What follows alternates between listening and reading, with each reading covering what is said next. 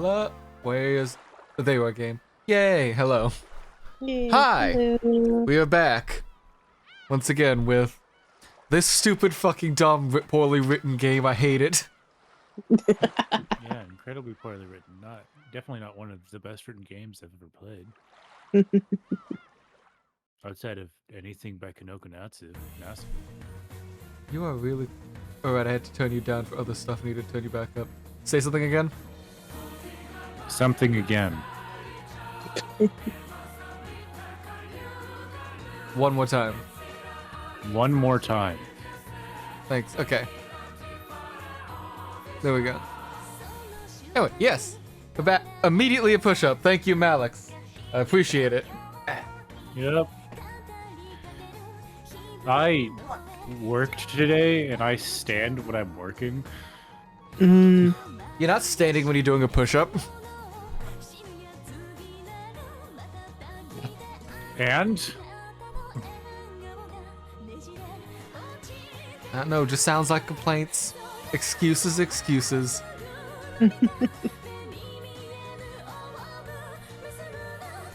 Also, You get to sit down and do your job. I hate to say this. I know what the stream title is. I watched this opening again, and I think I've got another prediction. Keep it to yourself. No, I will fucking say it again once we have. I'm gonna have to loop the trailer, the like opening to show you, but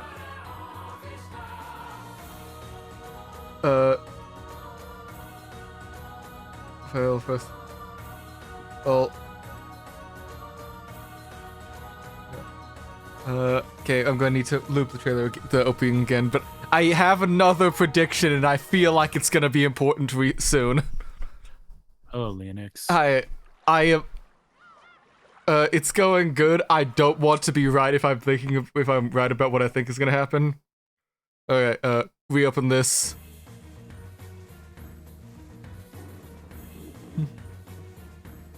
At least it's more on demand. Yeah, at least we're on demand. But, so, this is all like Travis the Island, whatever. Some of the clips that flashed through earlier, right after Shannon was doing her, like, strange, like, you shall not pass, like, standing pose thing, whatever. Where, like, Canon was cutting in front of her. If they're doing standard, like, twin split thing, or, like, sibling split thing, she's gonna get a shield, he's gonna get a sword, and he's probably gonna pull it out to fight and defend Jessica against an attack from Beatrice. And if this entire second episode has been building up to anything, Jessica and like Canon are probably going to be attacked as like the couple on the second Twilight, and he's probably that posting where he's like just about like half dabbing in front of the store. No, so, but if that is the case, yes, they are in fact normally washing her by not putting her in the Toho outfit. It's actually criminal, but. I mean, they still have the omake, so they might have slipped it in there instead to keep out of, like, I don't know reasons, but...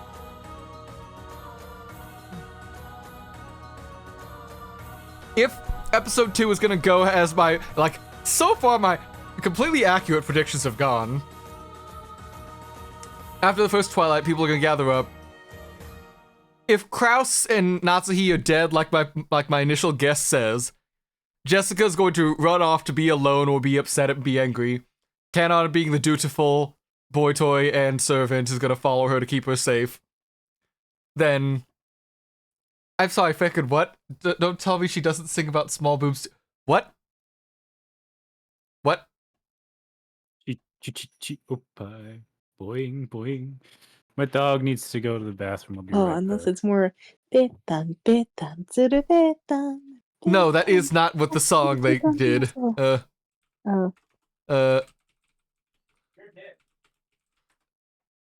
They did, well,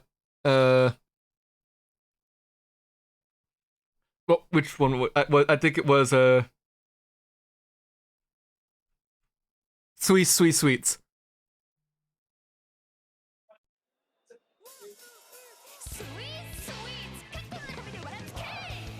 Like, you know, she's singing about sweets and like that shit. well, dressed up as a Brit, so you know she can't be believing what she's saying. But yeah, I think I fit. Yeah, I think. But yeah, that was my prediction of like when Jessica gets attacked in the second Twilight, following like her parents' death again. She and Canon are gonna go off to like maybe her room or something because we got a graphic for that now. It'll be fine. Beatrice pops in, says bitch, starts doing her magic mumbo jumbo bullshit. And Canon's gonna pull out a fucking, I don't know, sword or oh fuck, my teeth. Canon pulls out a fucking Glock and shoots her. Nah. He's gonna pull out some fucking magic lightsaber bullshit. He's gonna like, the force is with me. The power of horny is with me. I might be furniture, but that means I can still be home. I should not find that as funny as I did. All right, Case. Yeah. Case, I need for you to define to me furniture. They're magic homunculi people serving whoever. No. The actual literal definition of furniture. Define to me what furniture is. Like sofas and tables and shit. I want you to go look up the actual definition of furniture. No! Oh, alright. One sec, I'm busy cleaning up my spill. Oh, you spilt your tea. That's what Yeah, you meant that's by what I was like, a tea. Yeah. No, okay. Oh no, the gossip train.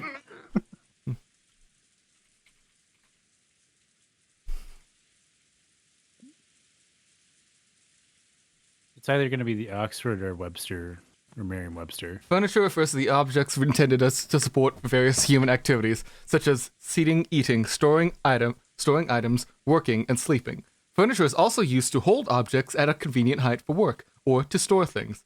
Furniture can be a product of a design and can be considered a form of decorative art. In addition to furniture's functional role, it can serve symbolic or religious purposes. It can be made from a vast multitude of materials, including metal, plastic, and wood. Furniture can be made using a variety of woodworking joints, which often reflects the local culture. People have been using natural objects such as tree stumps, rocks, and moss as furniture since the beginning of human civilization, and continues today in some households/campsites. Archaeological research shows that from around 30,000 years ago, people started to construct and carve their own furniture. I said definition, not the wiki article on it.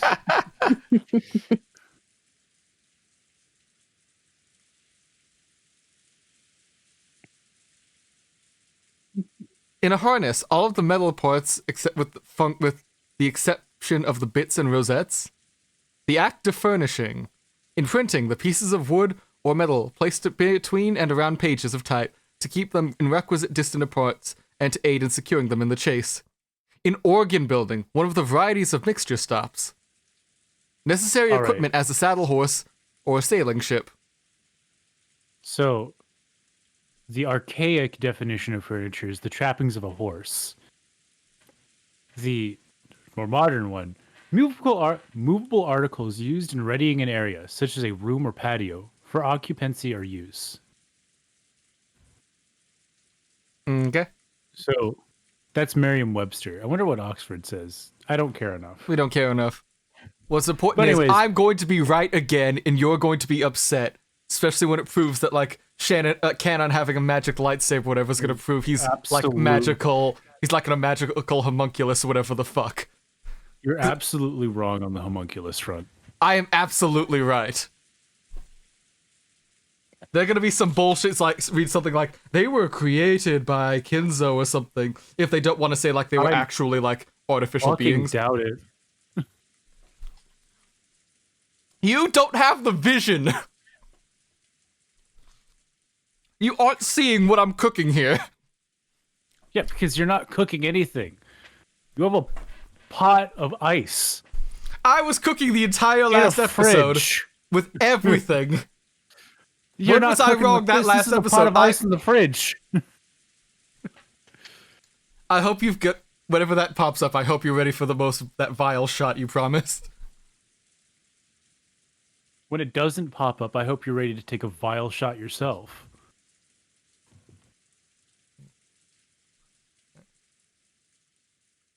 Anyway, hi, how have you all been today? Hmm. Good. Oh, you saying that because the fighting game Evil Battler isn't real, bro? Oh, hey, I'm not cooking the imaginary invisible air food. Fuck you. I am on to something. I know for a fact, like, I can feel it in my bones that we're gonna go some more magical supernatural bullshit to go fuck with Battler. Evil Battler be like, Beatrice is real and so is magic. God, if we're gonna get an Evil Battler CG or something like he is on the... like you're saying from the fighting game. What, is he gonna be, like, sitting there, like, rubbing Beatrice's shoulder as she's holding the fucking doohickey and pointing it at camera? Like, come on. Go on, girl. You got this. Take the shot. He's gonna have a nice evil fucking CG, cape. It's TOS. No. He's just actively, like, going to town. Yeah. No, Evil Battler's gonna wear, like, some fucking evil cape, too. Like the fucking over-the-top evil wizard cape shit. No nudity in the rest of the game. We just get full Battler top. It's like no, it's gonna be some one side character we don't expect. We just get full ass and then nothing else.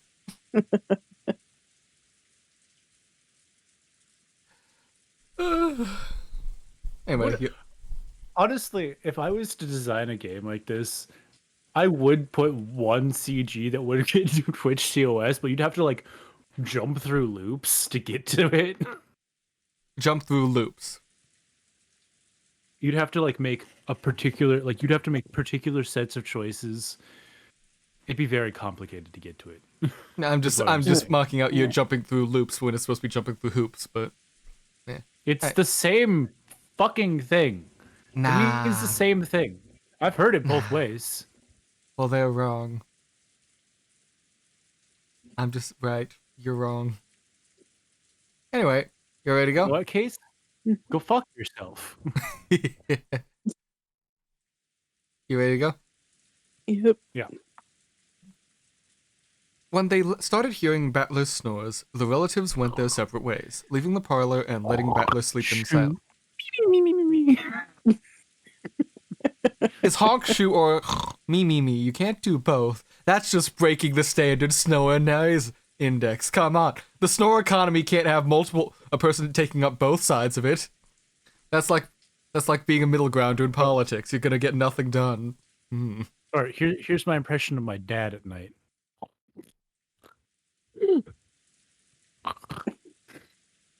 You know, but like 1,000 times louder.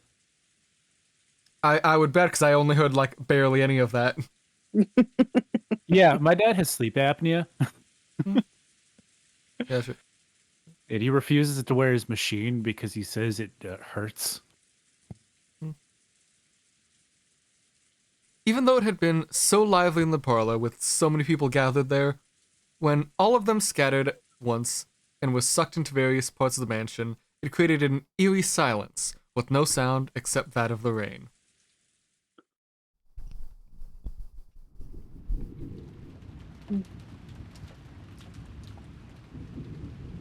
Hey, does anyone else hear Africa by Toto?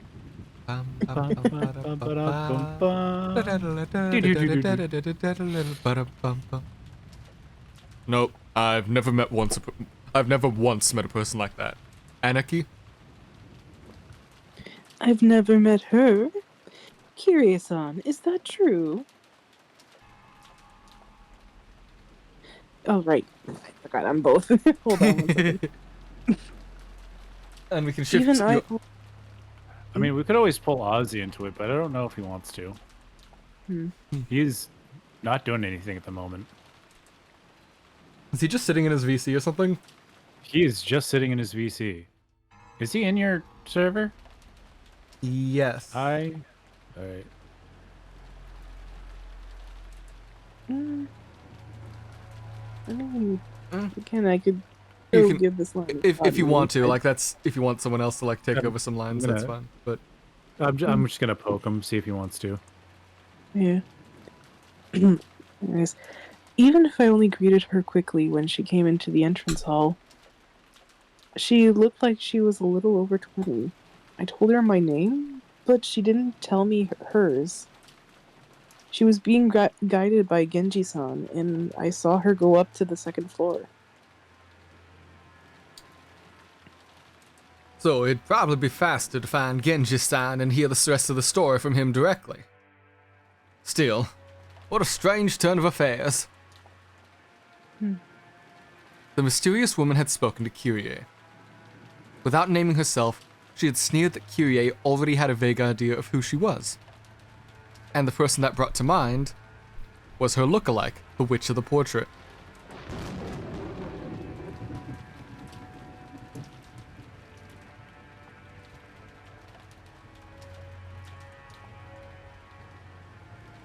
Was she trying to say that she's the Witch of the Portrait? That's what I understood her to be laughing at. Even though it was our first meeting, spoke as though she knew I'm your second wife. Aniki, you really don't know someone like that? Stop asking me that. I've never seen a blonde woman like that go in or out of this mansion. None of that matters. The problem is what happens if that woman starts calling herself Beatrice. If she starts calling herself the manager of father's assets. Or maybe she plans to call herself his mistress's daughter and demand a portion of the inheritance. Either way, an outrageous joker has been slipped into the deck. I'm sorry, that's just like an awkward phrasing for the translation. Yeah. You want to know how I got these scars, Fight Man? Yeah. Did Nissan call her, or did father? This is bad. We've been thinking about that if we did a good enough job cornering Aniki in this discussion, we might be able to work things out. But this takes us back to square one. I don't know what kind of schemes you've been plotting when I'm not around, baby, but it looks like we've been given a little time to form a counter strategy. Yeah. Thinking about what would have happened if Miss Blondie had suddenly appeared at the dinner table and scared the shit out of us. We should be glad we've been at least given a little time to discuss a counter strategy. There's only so many counter strategies we can use if we don't know what she came to do. What could she be after? I love being in this episode. I'll give it a few minutes.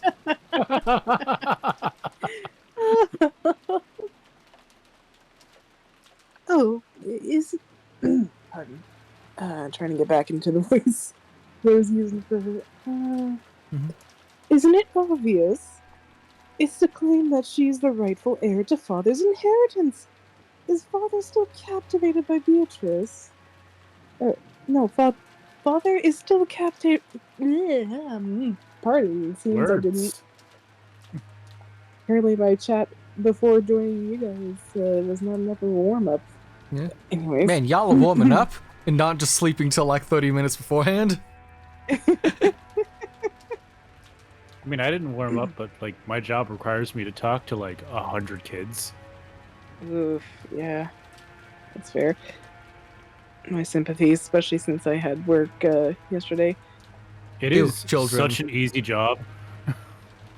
Yeah. They're just like, can I get this? And all I have to say is, yep, here you go. Yeah. Can I get this? No. Right. Or I need you to grab a fruit or veggie because, you know, America. Yeah. So, ketchup. Nah, there's like this line of like fruits and vegetables, and it's just like I point and say, I need you to grab a fruit or veggie before you can get like the main meal. Yeah. Which I don't think I should have to ask if they're getting the fucking Caesar salad. Yeah. But right before we get you off track. Father is still captivated by Beatrice. If the two of them had a daughter, he'd be bound to say he wants to hand her all his assets. She might even thrust some strange will before us. Sure, if we took it to court, we might be able to claim a quarter of the half of it. But we probably wouldn't be able to split the inheritance until that was resolved. That's a problem. For me and for Rudolph. And of course for Rosa too, right? For all of our various situations, we need a large sum of money urgently. It's our biggest weak point. Then, what are they after? Kyrie, can you tell? I don't like when he's facing straight forward.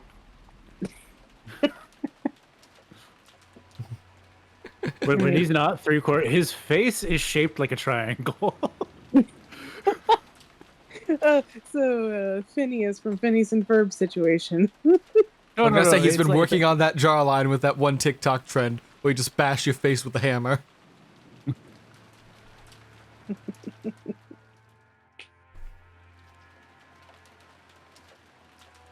Anyways, Yeah. Right. Pardon. That was a terrible joke. Anyways. It's the first I've heard of it, but one of the premises here... Yeah, premises here is that we have an urgent need for a large sum of money, right?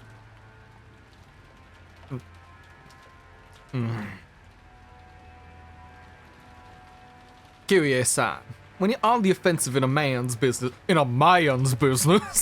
that's the time you need funding. Marion's business. Please understand. I understand that we have those backwards notions back in those days of the 80s. God, I feel even The worse 80s saying really that in a were southern different. voice. Oh, Please understand, women are lesser. What's this, Rudolph? You hadn't told Kyrie-san about it? nope.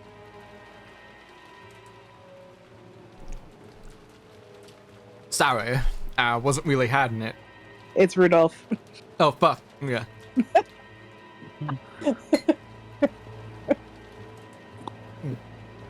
Okay. Sorry, I wasn't really hiding it. The truth is, we've been having a bit of an affair.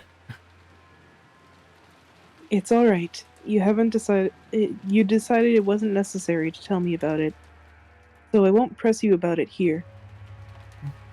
Today on things that my mom would have killed my dad over. That! Yeah. What's more important is finding out what that golden witch is after, right? Yes. Putting together everything we've said, can you see what move the enemy will make against us?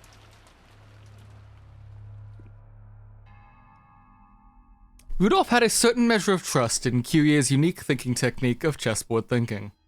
Of course, it didn't give him any more peace of mind than fortune-telling, but every time Rudolph was concocting some important strategy, he would give a great deal of thought towards Kyrie's advice. For a while, Kyrie pressed her fingers against her forehead, then considering.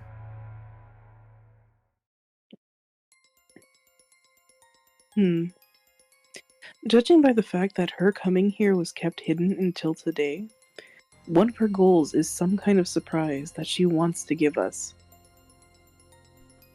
We can't know whether that has something to do with assets or being recognized as a relative. Yep, it's like moving the camera. No big.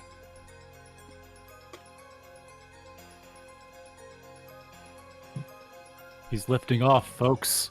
He's going to space. There we go. However, her visit was kept hidden until today. Maybe we can say that she didn't want to get hit with a countermeasure by notifying us in advance. Which means that it seems her goal is one where it would be disadvantageous to her if we did take some countermeasure. Understand? Was that on your guys' side, or? No. What?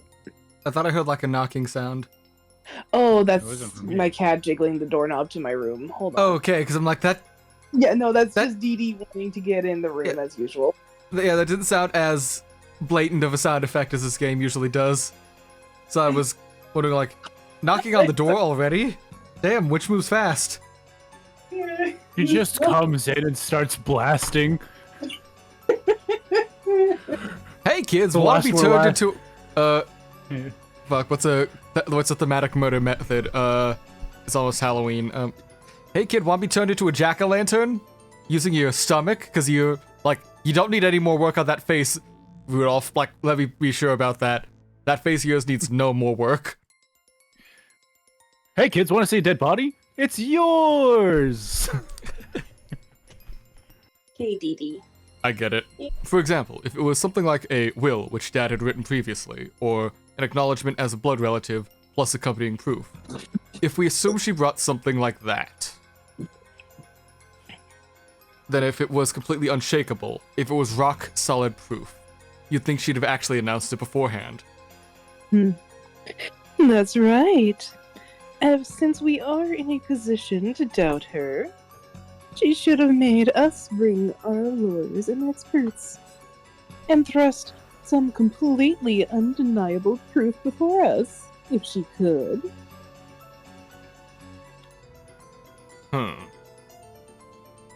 So, given that the enemy is just waiting and aiming for a surprise attack, that alone tells us that she couldn't beat us with an honest attack from the front. No, I think you'll be dead. She's coming at us from behind. Oh no! Makes sense. She's got the strap! If you got a trump card, that'll win for sure. You gotta play it boldly. Play it in a roundabout way, and your odds are going to tarnish, and the odds are you're gonna tarnish its impact. To skip the conclusion, we probably should expect that some huge surprise will be thrust in front of us. Something related either directly or indirectly to the inheritance problem that everyone is infatuated with. The other party is probably under the impression that they will be able to overpower us with the impact of this alone. However, even if this carries with it a significant impact, it is not absolute. In other words, we have enough leeway to take advantage of this. You've really got brains. Even just understanding this much is really reassuring. So, you're telling us not to get suckered into our opponent's pace. In the end, it's an extremely simple conclusion. No matter what the opponent brings up, interact calmly without panicking. That's negotiation 101. I really can't call that predicting our opponent's thoughts. Come on. Just like usual, that was pretty good. Now that we know we have a little leeway to attack, it just gives us a little more room to relax. What we don't know is how she is connected to Kraus Nissan. Is it a surprise for Kraus Nissan too? Or was the person who called her here none other than Kraus Nissan himself? If it's the latter, it might make things very troublesome. I have no relations with this woman. You did not geschmoodly her gablongo. I did not have sexual relations with that woman.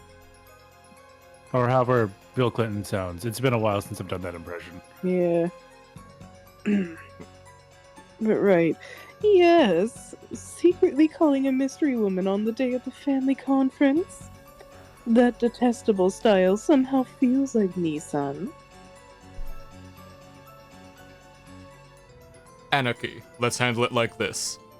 As long as she can't clearly prove her identity, we won't acknowledge her as having any status whatsoever. That would Hey. be best. Hey, Natsuki, do you feel vaguely insulted all of a sudden? I feel Yes. insulted. For some reason, I feel more of a headache coming on. Must be the wind. Isn't that your Perhaps. normal feeling? Just passively insulted by everything?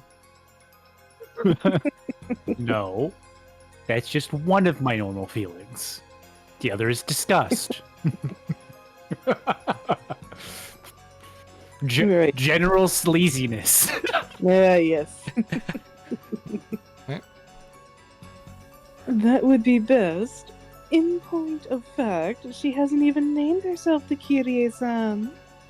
We can't let our conference be disturbed by the statements of some unknown woman.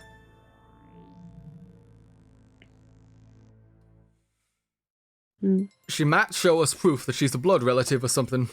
If she can show that father's blood runs through her veins, like with a maternity record or something, there's nothing we can do.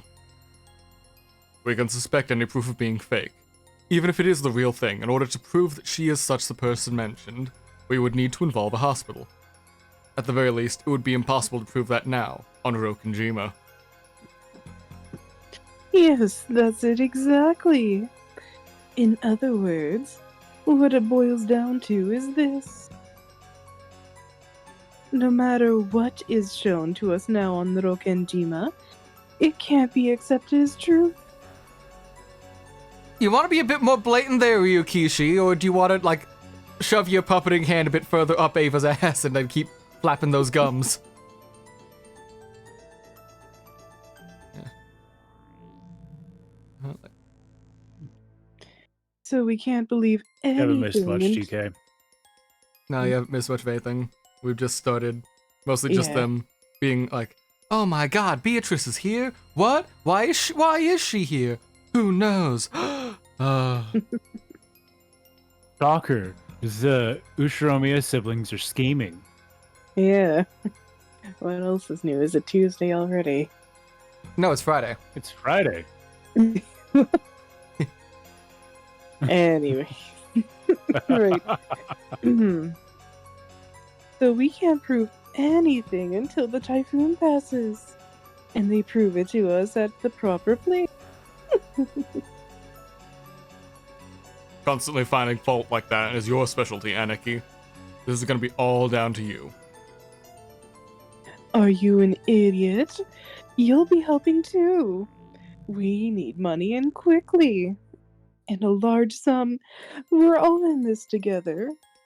We're all in this together. Other So we words know I've watched that this we're all once. stars, and we see that we're all in this together. And we see we can fly guns, we can make it. That movie came out at such a time where I was like, I'm a boy. I'm not going to watch this movie. Because I was 7. Yeah. I was 7 and I was all over that shit. I also had access to Cartoon Network. Yeah. So did I. I watched more Cartoon Network than I did Disney because it That's just had fair. better shows. That is fair. Yeah, I'll give you that. Anything I vaguely remember, like, seeing the first movie in passing, the second one a little bit more invested in it. Then I just dropped off after the third movie and onwards. My cousin made me watch them. And they're good films. They're Yeah. passable.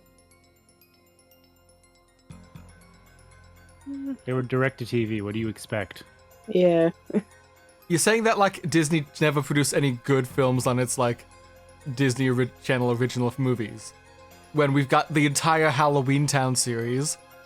And Yeah. Halloween Yeah. Town is an exception because it's an exceptional movie series that I have not watched a single one of in like 10 years.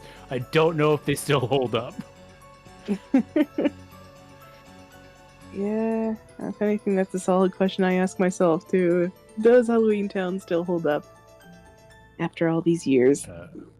Gravity Falls fantastic series. I will hear no complaints other than Justin Roiland's voice. Yep. That's fair. Same thing with Adventure Time. Like, same exact thing with Adventure Time. Fantastic series. The only complaints I'll hear is Justin Roiland. We're also forgetting stuff like Phineas and Ferb, the movie Across the Second Dimension, was a Disney Channel original movie. Okay, but Phineas and Ferb was already pre-established as a show that was good. Yeah. My point is, not all most direct-to-TV movies are shit-ass garbage. And then, barring, there are direct-to-streaming movies that are great now. That's because of the shift from Hollywood showing just in big theaters, like high production value movies, to now streaming being more accessible. And I have a lot of complaints about the industry. I have a ton of complaints. I have complaints too, but you gotta say that Jump In, the 2007 Disney Channel original film where Corbin Blue learns how to competitively double dutch, was not a masterpiece as a child. Wait, so that's what... I didn't watch that movie. I'm gonna be real with you. I did not watch that movie. I was kind of busy watching cartoons because they were cartoons. I was also busy being a big brother for the first time. Mm-hmm. All right. An My opinion sister on was Gravity born in Falls and Adventure 2007. Time. Yeah. An opinion on Gravity Falls and Adventure Time. I like the bits I've seen. I never actually seen either show all the way through. I haven't seen Adventure Time all the way through. I saw the last 3 seasons. Yeah. And it was fantastic. So yeah. I watched remember both seasons of everyone it, being yeah. like, "Oh my God, Ice King!" during this scene with Marceline he got in season 2 or 3, where it's like, "Oh Yeah. crap, evil Psycho Man has got a tragic backstory. Who could have seen?" Yeah. You know what my favorite fact about Adventure Time is? It seems planned out. None of it was planned out. I can fully believe that. Yeah. You know what's great? That's exactly how me and Case write.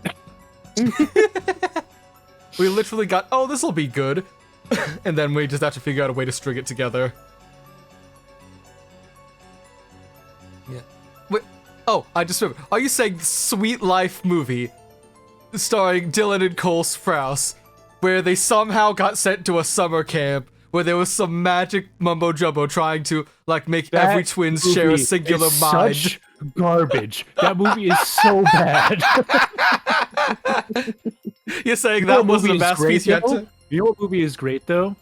The Sweet Life on Deck movie that also starred the cast of Wizards That's of So Waverly Sweet Life of Place, Hannah Montana. and That's So Sweet Life Hannah Montana Waverly. Yeah, that's what with the Wizards of Waverly Place in it. Yeah. Actually, I think that was the second. That was the second That's one. So Sweet Life of Hannah Montana was the one back when they were at the hotel, and then something about was on the ship, which that one was also pretty good. But Yeah, because it was just this is a great crossover. Also, they all exist in the same universe? That's wild. Which, if anything, brings to mind to the Lilo and Stitch series crossover episodes. The Lilo and Stitch series is probably one of the best. Lilo and Stitch series and the Emperor's New School, some of the best tie-in shows for great movies. Oh yeah, yeah, definitely. I mean, Emperor's New Groove show was absolutely assassinated Kuzco's character, but yeah, it was still a good show. It was still a good show. It was I liked watching it as a kid. Mostly because The Emperor's New Groove remains my favorite animated movie of all time. Mm-hmm. I mean, that's a And decision, and I just- will respect that, but I disagree, but that's good. I'm just Animated scrolling through a Western list. movie. Yeah, I'm just scrolling through a list of all the Disney Channel original movies now. Twitches. Which one was Twitches? What the hell was that? Twitches is not, it's Twitches Oh, is Twin a 5 out of Witches. 10. That's right. They were Yeah. trying to make that a thing. Twin I think Witches. It right? I think it stars the girls who did Sister Sister. Tia and Tamara Mowry. Yeah. We should play the game. Yeah, I was gonna What? say, Playing the game instead of talking about Disney Channel original films on the stream titled Umineko no Naku Koro ni Episode 2, Turn of the Golden Witch? We're not doing a tier list. We're not. I'm not sitting through mountains of garbage. We already did that with Scooby-Doo. Fuck you. Given most of those movies are actually really good. Not the Disney Channel original movies. A lot of the Disney Oh Channel god, there original are movies actual are tier like lists within- for this. Yeah. But right. But fine, Hey, yeah. TK, Jello Apocalypse already did a lemonade tier list. We're not doing that. Mhm. Go watch his. Just because other people have done it doesn't mean we can't do. I'm not going to do a lemonade tier list because I don't drink enough lemonade to be able to make it. But like I get terrible heartburn after the after the first half of the second glass. Yeah, heartburn from lemonade. Because it's fucking acid. yeah, citric acid. There's citric acid and there's also sugar. Which are pretty big factors for heartburn. Sounds like a skill issue. I'm gonna feed you just pure citric acid. See how your stomach feels. Probably fine. I've only ever gotten heartburn once. That was after like eating actually too much for a single person. What was it? It was like my dad's birthday, and we went out for a nice steak dinner at a place that one of his old military friends owns. It was like a fancy place, so they had like relatively good portion sizes, and it was really fancy. So I made sure to eat up every bite I could, and I was always stuffed then. And then a few hours later, I had to go out and go do a Boy Scout like camp out thing, where it was also like the Scoutmaster's kid's birthday. So they brought pizza and cake for everyone. So of course I'm not saying no to any free pizza and cake. So I ate like 5 slices of pizza and like a bunch of cake too. And only then have I ever had heartburn. I'd be willing to do Halloween candy tier list. Yeah. We can find some time maybe to do that then. I have opinions on candy. Okay. I quickly check to see if there's one already made so that we can use it later, but Yeah. Yeah. But you know what we should do right now? Instead of a tier Yeah. list? Play the fucking game. I need to check to make sure that we can do that tier list thing later. God, while I'm remembering. And if anything, I'm only pausing for so long just to It's make sure that I Velvet's don't get line. interrupted. Unpopular opinion? You mean the correct opinion? Well, no, I wouldn't put S tier. I'd put like a B tier. Candy corn's a B tier candy. It's good until it's not. Man, you're already wrong. I can see this is gonna be Yeah. a fun tier list. Oh yeah. No. You see, candy corn's great. For the first like 3 or 4 you have. And then you're like, I don't want to eat any more of this for the next year. Yeah. I think I only remember having like one piece of candy corn ever, and I never wanted to have it again. That or it's just like Tootsie the pure Pops. smell of it. Yeah. Tootsie Pops are S tier candy. I don't know, just never been a fan of whatever the hell Tootsie is. It's basically toffee. Chocolate. Yeah, it's just like, it's basically toffee. It's like chocolate and caramel. Yeah, it's not my thing. I don't know. I'm not a fan of caramel. Yeah, that's, I've heard caramel, I've heard caramel. I've never heard caramel. Yeah. Like, Because, halfway said Caramella both of them. girls. Da-da-da-da-da-da-da-da. Are we done? Caramel. Are we done? That depends. How many more jokes can we get out of it?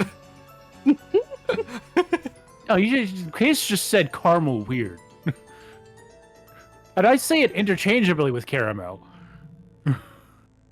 I just say caramel straight up, and I'm even contributing to depends. this. What the hell? It Look, depends on what I'm talking about. Look, caramel's just caramel. See, now what? he said it correctly. I want to know why the fuck you said it like caramel. Like, Look, why you I don't said know what the halfway fuck you hear. between Your both of ears them. need checking. We can. Anyways, let's move on before he gets a chance to respond. Yep. Go on, Velvet. I'll make sure he can't. There's no way I'm having my prospects of inheritance destroyed by some mystery woman who popped out of nowhere. It was only at a time like this that Rudolph and Ava ever united as siblings, sickened by the idea that their own inheritance might be snatched away by an outsider. Kyrie noticed how indomitable they looked, shook her head slightly, and gave a small sigh as she looked out the window. Outside, there was power of human greed. Outside, there was still a strong rain falling, and everything was gray, having lost all vibrance. It felt like the lush garden that the sun had shone on earlier had never existed. For some reason, the words Ava had said just a short while ago kept repeating in Kyrie's head. It boils down to this. Oh. Yeah, it boils down to this. No matter what is shown to us now on the Rokkenjima, it can't be accepted as truth.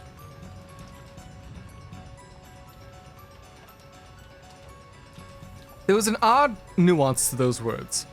Right now, this island was closed off by the typhoon. Oh, so this is where Ryukishi's gonna go wax lyrical about, don't believe what we're gonna show you! But also actual shit's going on, so figure out. Right now, this island was closed off by the typhoon and isolated. There were no official institutions here, and no hospital. So, no matter what institution had issued what kind of documentation, on this island, one could claim that it was all fiction. It was impossible to prove that something was the truth. They were cut off from the outside world, and all truths proven in the outside world would be called fiction. So, did that mean that now, on this Rokkenjima, there was nothing that was truthful? That everything would be controlled by fiction?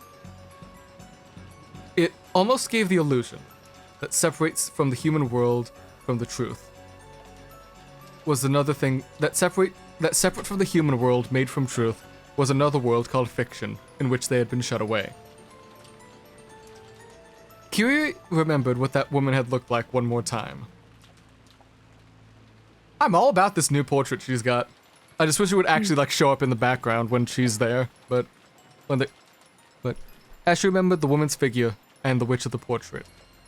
On this island, which had been isolated from the world of humans and shut away in the world of non-humans, a non-human being had visited. No matter what she did, Kyrie couldn't help but think of that smile that had appeared on that woman's face as anything other than ominous. In trying to understand that ominous smile, it feels like my chessboard thinking mistook a vital premise. That's right. That smile seemed like that of something non-human looking down on me. I had reasoned based on the assumption that our opponent was a human like us. However,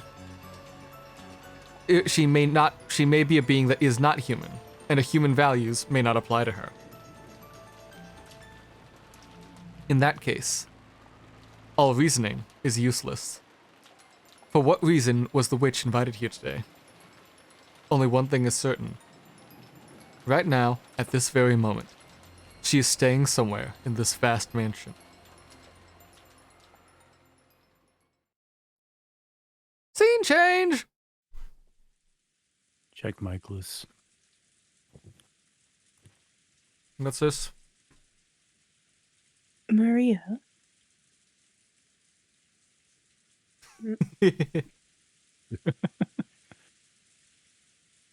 Oh god, if that's not an edit, I'm going to have to use it somewhere. Hold on, I'm going to save that while I remember to. Alright. Go ahead. Yeah, I already said it, sorry. Maria, around lunchtime today, we met someone outside, right? A woman. Who was she?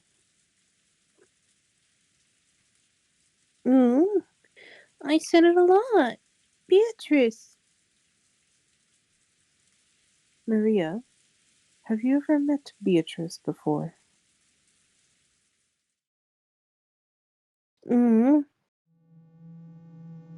See her every year.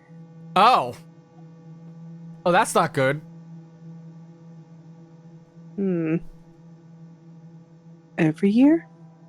In this mansion on Rokkenjima? Oh. This part of the world, at this time of year, located Entirely locally on on this island.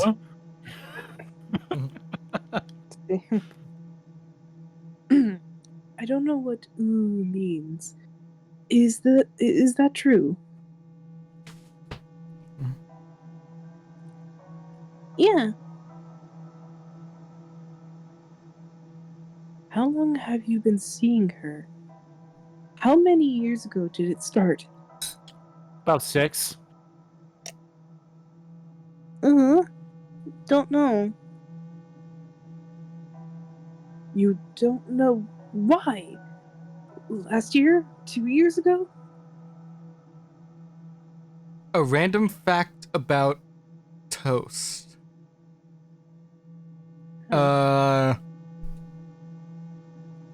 The numbers on the toaster mean nothing. Yeah, no. It's just There is no actual it timer inside your varies toaster. Yeah. It varies from toaster to toaster. It really just kind of depends on how toasted your toast is. Yeah. If you have There's a no shit toaster. There's no actual. Like we keep talking over. There's no actual like timer or anything inside your toaster. That whole point of that dial is coiling up this weird bit of copper, I believe it is, so that it unwinds faster to make sure your toast keeps heating up at a certain rate. No actual like timers built into them because it's not exactly needed for like a set amount of time. Because that also just varies depending on like the heat, the wattage, everything. So timers wouldn't be helpful at all. I find the perfect numbers for like good toast is like 3 and 4 on most toasters. Generally, yeah. Unless you want like charcoal. Yeah.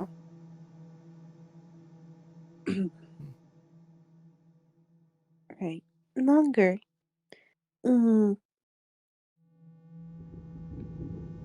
Rosa was aghast. Only the Ushiromiya mansion existed on this island, so there was no way that there were any other humans other than themselves on this island. And yet, Maria said that she had been meeting with that suspicious woman every year during the family conference. Toaster ovens are just tiny convection ovens. Yeah. I think they call toaster ovens because they're the size of a toaster usually. Yeah. Well, a large toaster, but yeah. And you can make toast in it, but why would you? You can also make toast in an oven. That's not...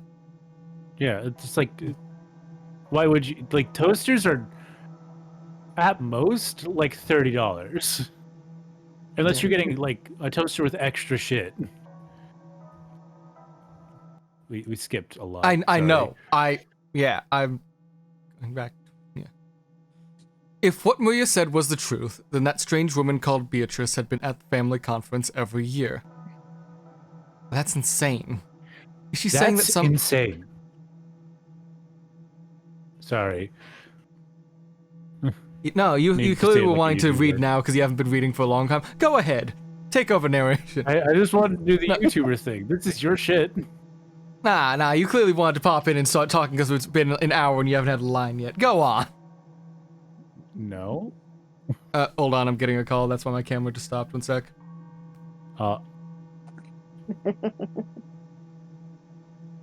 Well, go on, substitute narrator. Hydrate.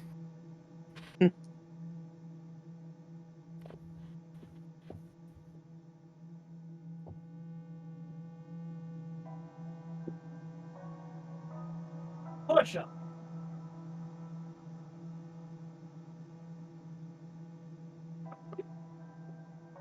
It's saying that some eerie woman was at the family conference every year, and none of us ever. Fucking shit, balls, cock. Is she saying that some eerie woman? How dare you! You call yourself the narrator? Give me that job back. Shut up.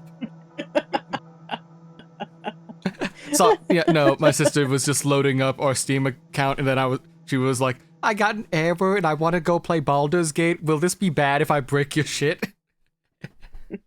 Because we share a Steam account, so. But and hydrate and push up. Okay, thanks, DKJ. Yeah. No, I mean, as long as she's not playing the same game as you. Is she saying that some eerie woman was at the family conference every year and none of us noticed? I would hope a Yuri woman would be at a family conference every year. Just to spice shit up. Now see, what you get to spice shit up at every family conference is that one, fucking person who married, that one sibling in-law who always ends up starting shit because they want to end up, contributing and doing something. And then causing so much trouble for everyone else. I've never had that experience. All my in-laws are cool as fuck. And I barely interact with my family to notice. And by in-laws, I mean my aunts and uncles. See, generally my siblings-in-law are pretty cool. We just have this one that tends to always seem to cause trouble every few years. So... You know, I was surprised you didn't say racist uncle, because you are from the South. Surprisingly, I've not noticed any Well, first off, I don't have any uncles, because I think my dad's brother is dead. So, and my mom's an only child. I think he had a sister too, but we never really talk about her. But I don't know. My paternal grandfather's incredibly racist. Yeah, so it's all just, between me and the 7 other siblings, and the five in-laws, and then all 12 or 14 of the nieces and nephews. I have a regular amount of siblings, and I keep forgetting about that. I have 2. Yeah, if anything, I think oh wow, yeah, I think I barely remember you mentioning about your multiple siblings. Case. Yeah, you mostly just mentioned your sister, so... Yeah. Well, because my brother doesn't live with me anymore. So only one of my sisters lives with me, and I'm still talking about the others. Yeah. Yeah, the others are also my parents' age. Yeah. My oldest brother's 60. Scratch that. Your oldest brother is old enough to be one of my grandparents. I think he's mid-50s or close to 60, but it's something around that range. Oh, but it's he's old. He's already got fucking white hair and 2 kids that are already almost 20. My parents are in their 40s. Man, so young. I think my oldest uncle is in his 50s.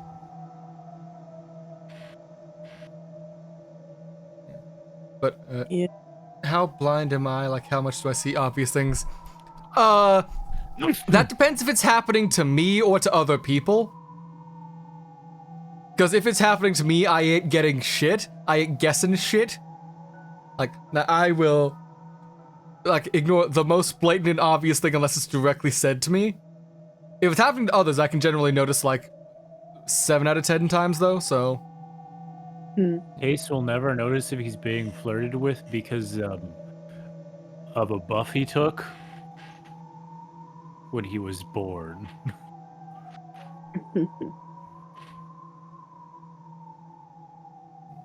Yeah, I think I've mentioned it before, but I have been kissed by a girl who was flirting with me, and I did not think about it for another day.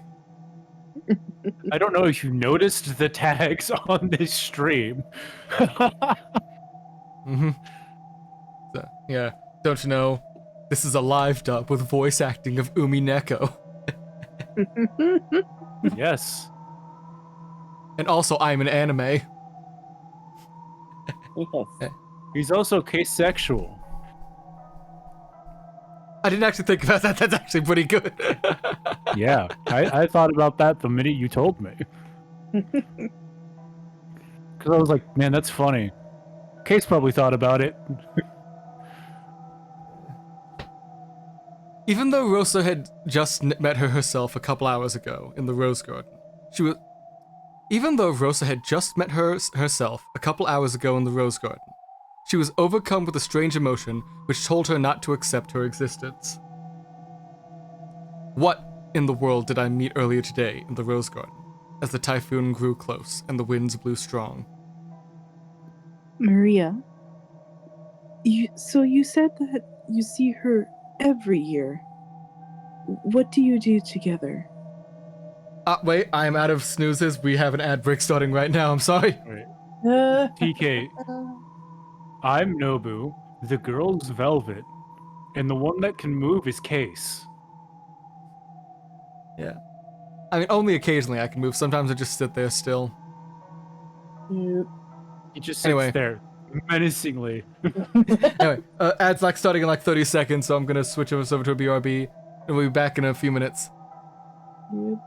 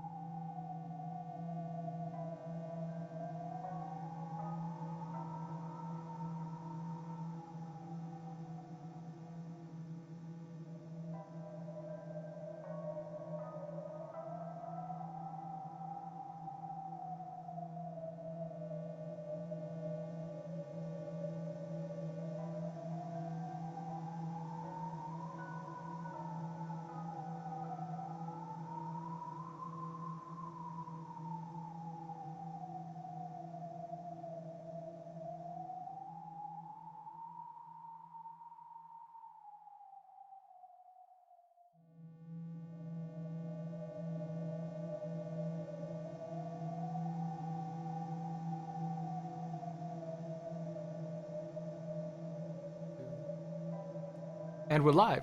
We're back. Hey. And I remember finishing that line, so just progress. Yeah. TK, it sounds like you're gonna have you're gonna be one of those people when you're like 80, you're like, what?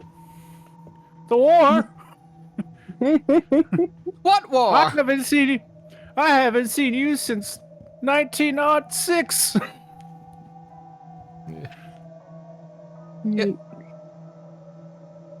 Yeah, no, like, memory stuff is a bit weird for me, but like, 'cause, like, I have worked with people for like actual months and never got their names, and just never that's not a decided to memory- ask.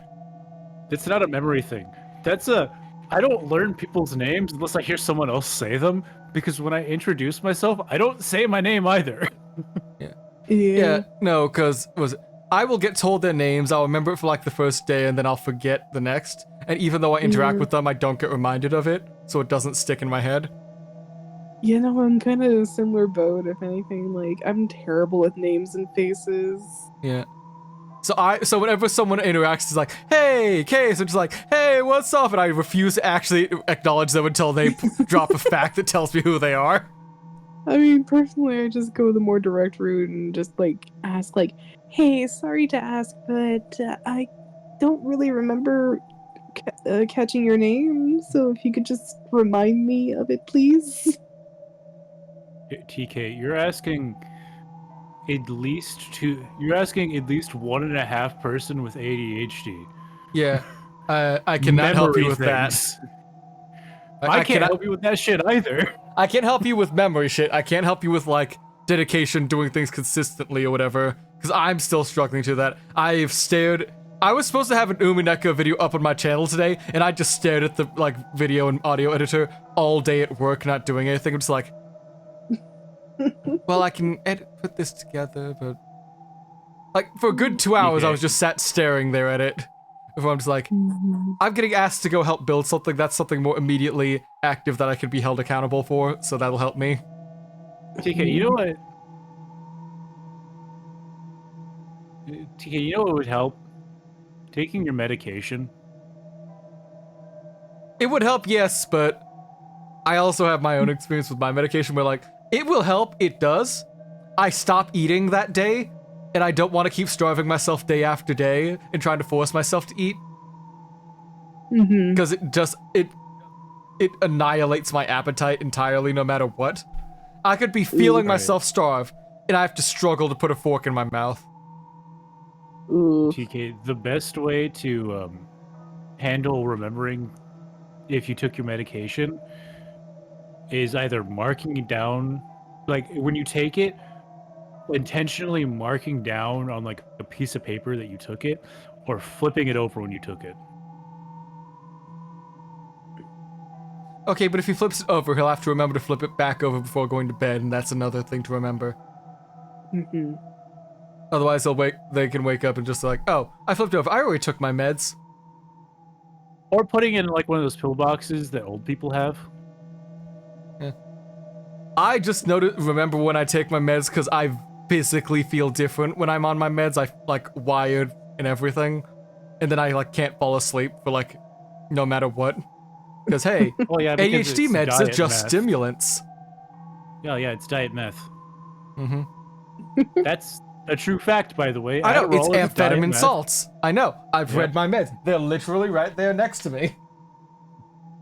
I am undiagnosed. There's a possibility it's ADD rather than ADHD. ADD kind of got folded into just being ADHD because of like know. there were like too little differences for it to like be a helpful diagnosis. So the hyperactivity isn't there for me. That's the thing. But like all the rest of it is. So it's either that or I have autism. I don't think I have autism. I mean, it could be both. It could be both. Yeah, all DHD is a tag on everywhere, so. Yeah. Uh, There are times where it tends to go hand in hand. Yeah. Yeah. I have more of the things that go with ADHD. such as, but not limited to, trailing off because I forgot my thought. Yeah. Anyways, Right, before we get too off topic. Speaking of off topic. Go on. Sing songs, learn magic, learn how to draw magic circles. Really? That's incredible. Maria, you often draw magic circles in your notebook, right? Did she teach you that? Oh, Beatrice draws what they should look like. Look. she pulls out a notebook and it's just full of blood. Maria joyfully fished around in her handbag. Then she took out a notebook and started opening its pages. Most of the pages were covered with drawings that were literally scribbles. All of them were occult-like things, and while it may sound rude to Maria, who was joyfully flipping through the pages, they were all creepy. It's not rude, it's true. Look, here. Beatrice drew these for me. Ooh. Oh, blood! Yeah, look, it's blood. I was correct. On each page Maria opened to, there was another eerie magic circle that had been drawn. Furthermore, at a glance, Rosa immediately recognized that Maria hadn't drawn them. The strength of the strokes, the thickness of the lines, how clean the shape was. This by itself wasn't enough to guess the background of the person who had drawn it, but it was enough for Rosa to understand that it was definitely someone older than Maria. Rosa had to accept it now. There really was a person on this Rokkenjima who she hadn't even known existed, and this person had been playing with Maria during the family conference every year. Maria, does this witch Beatrice live here? Or does she live outside the island, like us? Ooh, Beatrice is the witch of... Beatrice is the witch of Rokkenjima, so she lives on this island. So, you're saying that she's on the island even when it isn't the family conference, right?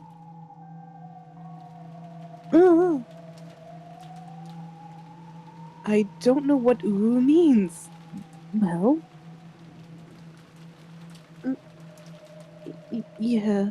You know, most people are able to fucking infer.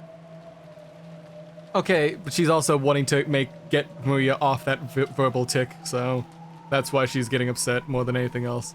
Yeah. She's not letting her autistic child stim, and that's probably bad.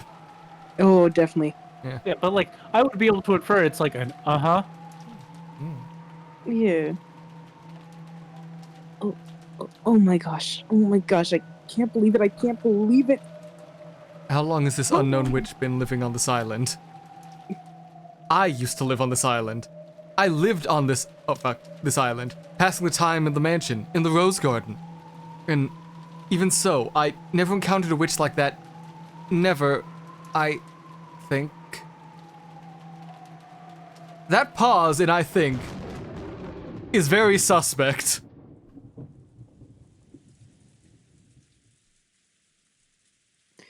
Mama? What's wrong, Mama? Mama. Mama. Mama. Mama. Ooh. Mama. Mama. Mama. Mama. Mama. Mother. Mother. Mom. Mummy. Mom. Mummy. Lois. It's such a dumb joke. I'm sorry. My head hurts. I was probably getting a little mixed up with memories from when I was a young girl. When I was a young Did your girl, father take you to the city to see the Black Parade? when I was a Can young you tell I girl, haven't said anything? No, I got it. The joke. Case is just refusing to acknowledge it. No, I'm not refusing to acknowledge it. I'm glowing because I'm like halfway through a word and then I'm getting like for not even a good joke. Ah. Yeah. If it was a funny joke, I'd be fine with it, but it's just like, hey, the opening line to Black Parade. And it's not even sung. When I was a young girl, unlike Maria, I was frightened of witches' air. So for me, the name Beatrice was a synonym for something frightening. No, I'm not doing that the rest anymore. That's too... You kind of killed it towards the end in the first sentence. Yeah. I thought I'd be able to recover with the second line, but no, it doesn't fit the structure. Nope. So it must be that my feeling of fear from my days as a young girl has been revived, because a woman calling herself like that had appeared. She couldn't be a witch. She's obviously a human calling herself Beatrice, right? Oh, yes. Was that all of us in sync, or? No, I didn't say oh yes, so... Oh, okay, so it was you too. Okay. Yeah. The witch entrusted me with an envelope. What in the world could that be? Rosa pulled that western envelope out from her pocket. It was the western envelope which bore the Ushiromiya crest, which Kinzo used on his personal letters. And it had even been sealed with the red sealing wax by the head's ring, which Kinzo held. Which meant this envelope belonged to the Ushiromiya head. In other words, it was from father. Why would a woman calling herself Beatrice be holding it, and why did she give it to me? That's right. I'm sure she said to read this aloud at dinner. What in the world could be written inside? Anxiety gripped Rosa, as if opening this envelope might release some kind of monumental disaster. However, at the same time, a little curiosity sprouted up, causing her to want to find out what was written inside before the other siblings. Using common sense, one could guess that a huge decision somehow related to father's inheritance was probably written on the inside. Actually, since he had given it to a woman calling herself Beatrice, there was no way it wasn't related. Did this mean that he wanted the inheritance split between not four, but between 5 people, including her? I need a large sum of money, and I can't wait long. I do feel like a sinful daughter for discussing the distribution of father's inheritance while he's still alive. However, I'm no longer at that stage where I can afford to keep everything pretty. And I'm even on consulting with Rudolf Nissan and Ava Nissan in order to get some money out of Kraus Nissan. With myself in this situation, I can't help but sense something ominous in the appearance of the witch. What could be written here? I'm sure there must be something frightening written. Shall I read it first secretly myself? The witch had requested it be done at the dinner table when everyone was gathered. However, in that case, couldn't she just read it aloud at the dinner table herself?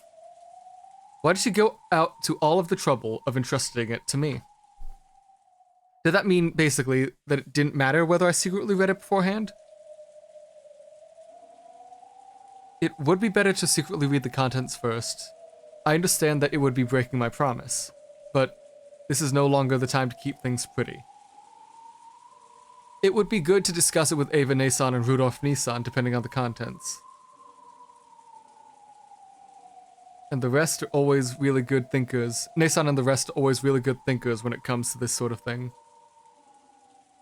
As I gulped and put my hand to the red sealing wax, Maria's gonna grab her mother and say, "No, you promised, Beatrice! You can't do that!" Something suddenly pulled on my sleeve and I let out a small shriek. What? Maria, don't scare me like that. Oh no, not the, most obvious thing that could have happened. Yeah. I'm not going to attribute that to Apollo. I'm going to attribute that to you understanding how writing works. And also the entire characterization of Maria. Mm-hmm.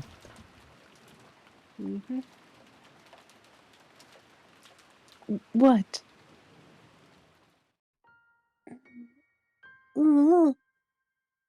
No. Huh? Maria was making the same ominous expression Rose had seen on the witch, sending a tingle up her spine. Beatrice told you to read that letter during dinner, Mama. You can't break a promise with a witch. I mean, you can, very easily. Yeah, it's super easy. Yeah. Is there consequences? Maybe. Only if you're a loser who can't fight off their own magic. Only if you're a loser. Yeah, just don't be a loser, disprove her magic and win. It's not that hard. Mm-hmm. If she doesn't have her magic, she's just a normal person, can be killed normally. She's no longer the endless witch. Imagine having magic like a loser. Just like very clearly battlers make it like trying to piss her off.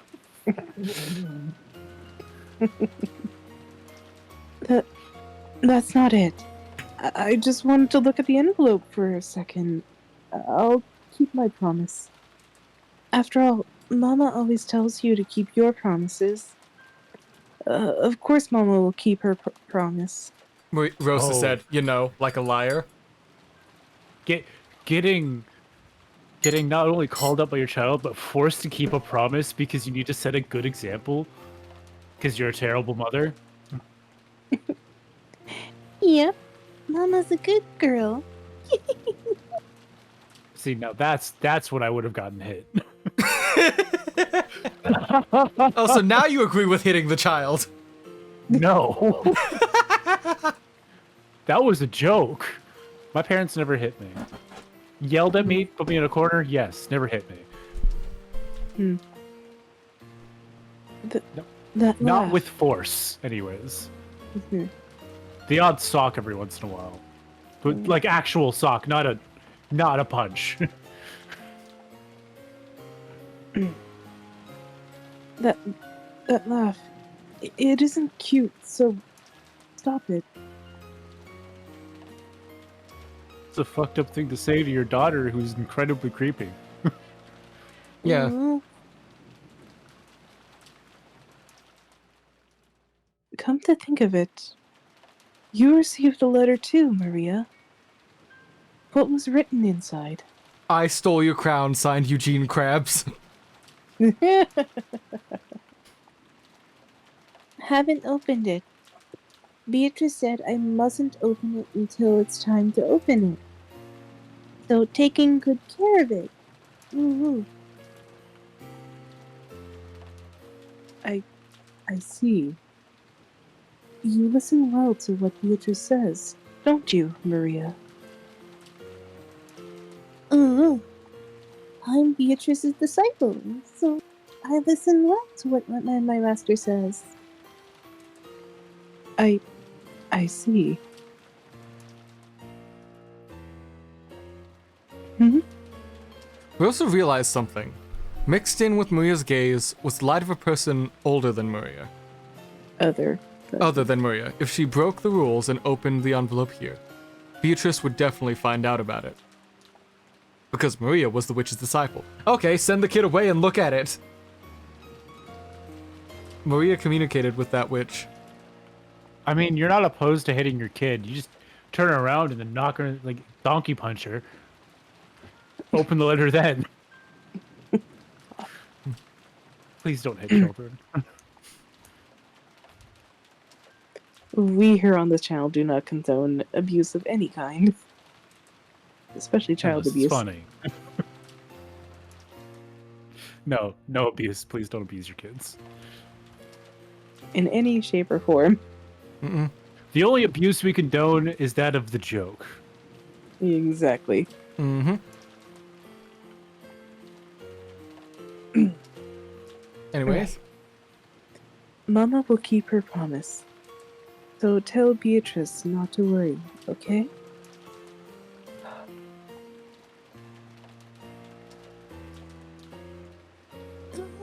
I'll tell her. Hey, Maria.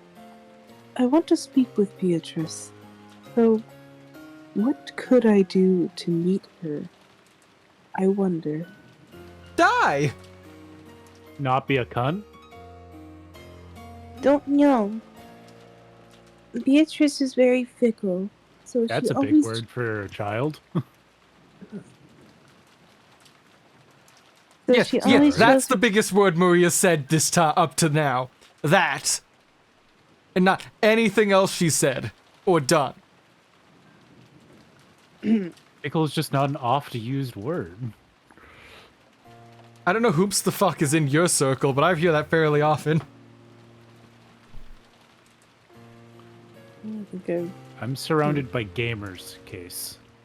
Yeah, and gamers can't you work read. for the government. Yeah, and Technically, these I are work rich for the people. government. Yeah, these are rich people. Anyways, You Don't implying know. rich people can't read either? Beatrice is very fickle, so she always shows herself suddenly. I don't know a way to get her to meet me. But you know, she's always watching me. So when I get in trouble, she'll definitely save me afterwards. She's gone invisible and is hiding close to me. I just know. And cue Maria getting hit again. Don't I always tell you to stop that laughing?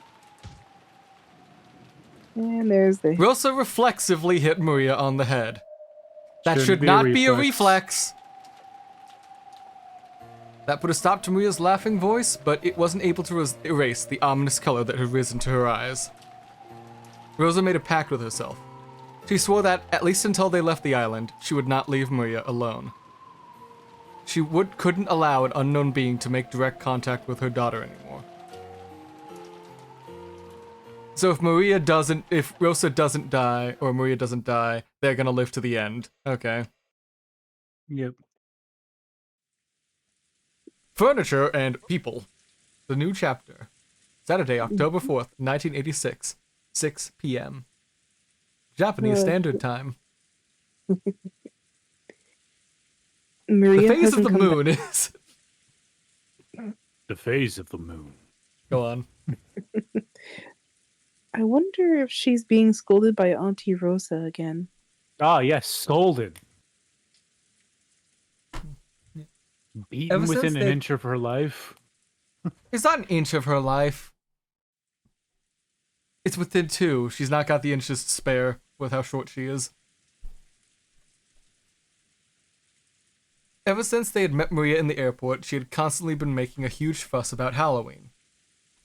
But it seems she had cut loose a little too much, and had acted a little too boisterous on the plane, on the boat, and during lunch, because Rosa had warned her several times.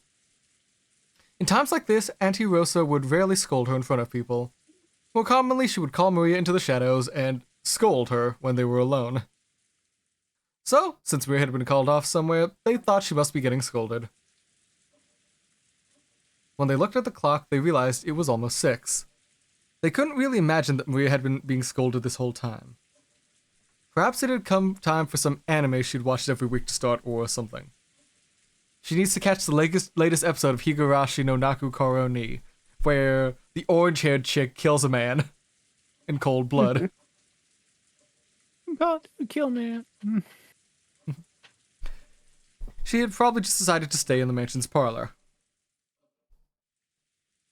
It could be that Badler-sama has woken up and they are playing together. I'm sure you'd like that, because then you'd actually have lines to read. Soundwave. Yes. Nah. Oh, Hanon, get your ass in here. why did my monitor just turn off? Oh no. Oh, God. Oh no. Ah. Good Such is job, people's Case. Good job, Case. Everyone, give a hand to Case. Good job. Patsy. My mic can't pick up me clapping. That's because you got a shit mic. No, because I have the fucking sound thing on. Because you got a shit mic.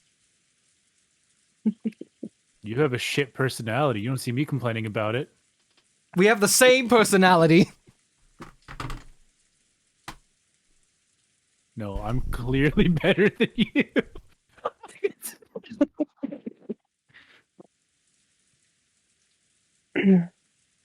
But Why yes, would I I even already be... finished the line, so... Yeah, go ahead. Yeah. No, I already finished, Oh. so please progress. Well, Maria-chan must have thought of Battler-kun as some sort of new friend. I'm sure she had plenty of fun when she played Halloween with Battler-kun at the airport. Battler was messing around a lot himself. That dude's gotten big, but he hasn't changed a bit on the inside from how he used to be. I take steroids.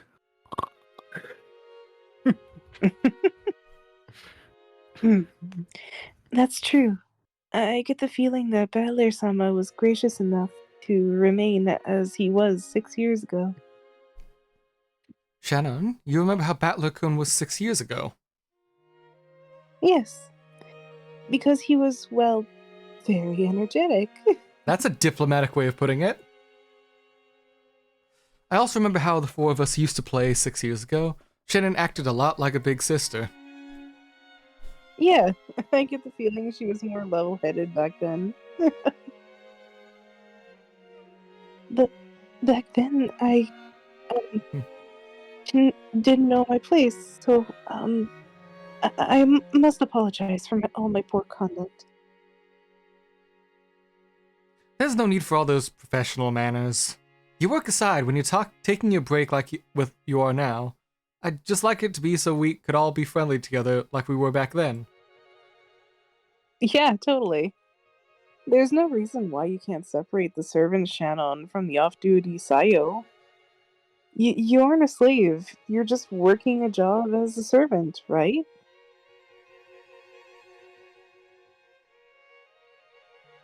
I think of you, Shannon. No, Sayo, as my oldest friend. Thank you very much, my lady. It seemed that Shannon understood what lurked under Jessica's words, because she had heard a little bit from Jessica and Canon about what had happened between them. Apparently, George had also been informed about that, more or less. George approached the window and looked up at the darkening, rainy sky. George be like, cool, we're both disappointments to our parents.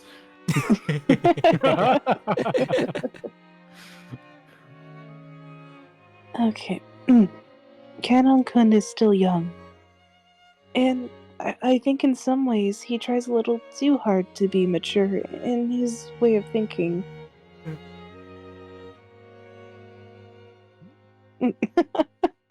Come on, quit it already. Well, it's my fault too. I think part of it was I got sucked in by the atmosphere, and maybe after looking at you two, I got a little jealous and started feeling a little rushed. There might have been a bit of that too. Who cares about me anyway? More importantly, how's it going between you two? Looks like it's going pretty good, eh?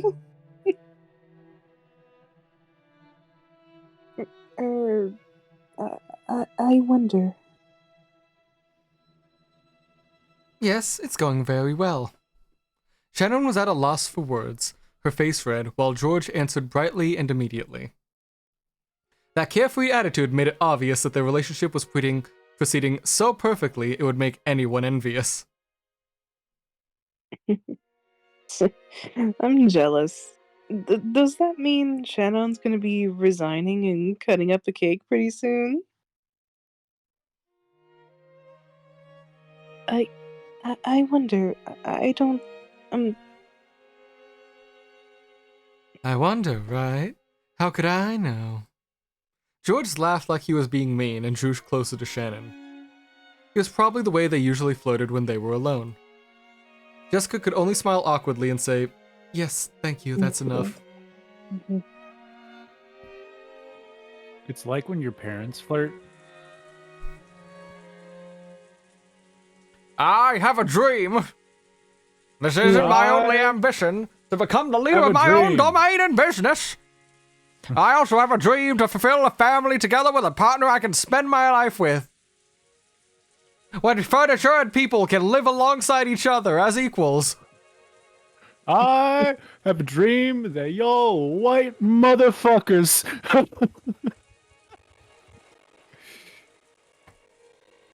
I have a dream that despite being like 200% Japanese, I can have the most whitest guy fighting game pose in an anime fighting game. He just has a white guy pose in general. No, but like it's like white guy trying karate pose. It is hilarious. I need to just buy like Golden Fantasia at some point and just show you all. Cause it's I mean, like Ralph Macchio the entire time he was in the Karate Kid. And Cobra Kai. Ralph Macchio looks exactly like you would think Ralph Macchio would look like now. Without even having to, like, look at him.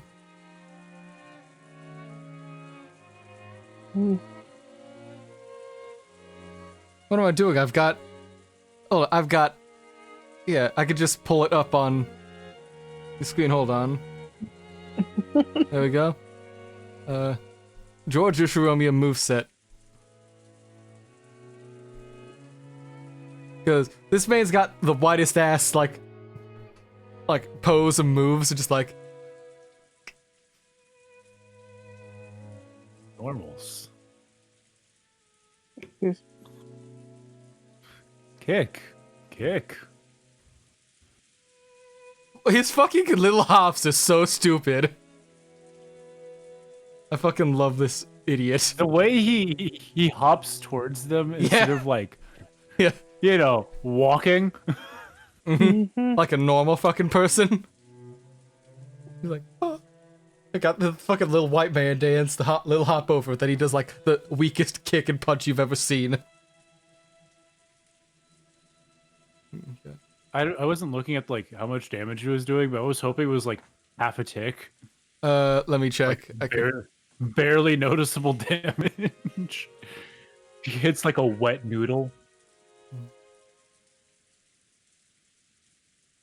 I think since it's a... Yeah, that is barely any fucking damage. That's It's like- hilarious. It's like, because the health bars are capped off with like a small point.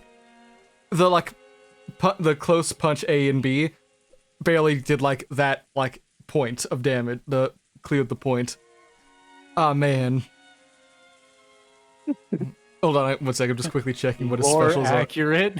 are. Lore accurate. George Ushiromiya. I hope that Battler, like when he punches somebody, it does a huge amount of damage. Yeah. Ah.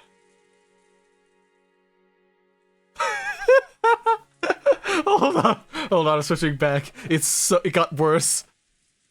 It got worse. This is like one of his special moves. He fucking rolls forward. And like, why does it attempt like a front roll? That's so bad. That's so dumb. I don't.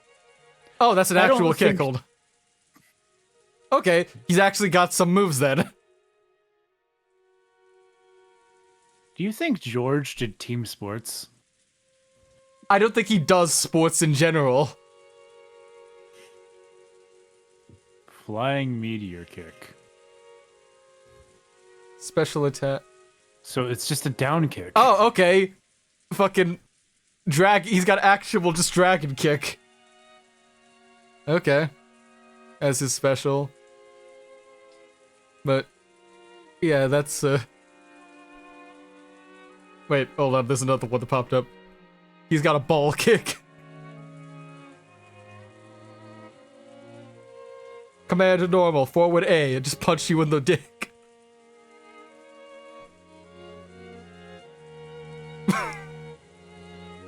I'm gonna need to get this game just to see how stupid his moveset is now.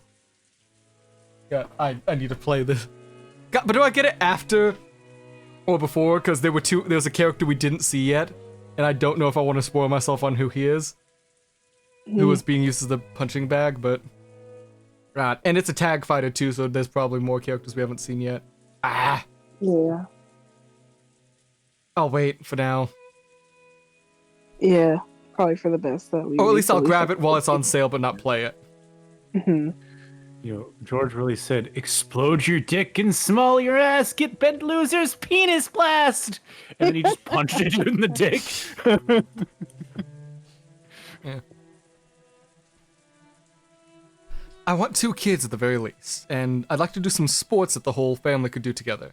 And maybe more things besides that. I often talk with Shannon about that kind of thing, although every time I start to talk about that sort of thing, Shannon always laughs and just says I'm getting ahead of myself. For some reason, even at the age I am now, I already find myself thinking about my retirement and settling down, with my healthy grown kids and grandchildren running around. Man, imagine what it's like to live in an economy where you can think about retirement. Imagine living in the 80s. Yeah. That post-war economic miracle is fucking lasting. You know, the economic powerhouse that was 80s Japan. Mm-hmm. Before the American recession in 2008. Even before then, like in the 90s, their economy was tanking, and then America fucked the economy even more. When is America not fucking the economy? Before the 1900s, when they weren't a world global superpower. Mm-hmm. Yeah, but then it was Britain. Yes, but that's not America. Your caveat said America. It's basically America. I have several people who would violently disagree with you. Like, aggressively and violently disagree with you.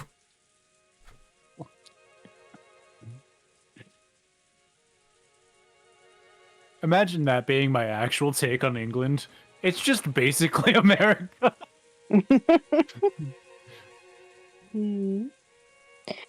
You're definitely getting ahead of yourself. How should I say it? It sounds like you, George Nissan. Being surrounded by a family like that would probably be so wonderful. The ideal family that I painted in my mind when I was younger was something like that. To Shannon, who had been raised in the Welfare Institute, that harmonious image of a family was probably something she yearned after. And George, who promised that he would definitely grant that wish for her, was surely a fitting person for her to spend her life with. Shannon was an important friend to Jessica. George was surely one of the most fit to entrust that friend's future to. Duolingo, can you not send me a notification now? I'm not taking a break. Threaten me all you want, Owl. The notification just says, "Look out your window," and fucking Owl's just there and starts thundering. No, it's just a bunch of numbers. I think that's my IP address. Hold on. I need to go check. We hear an audible gunshot and Case just falling over. No.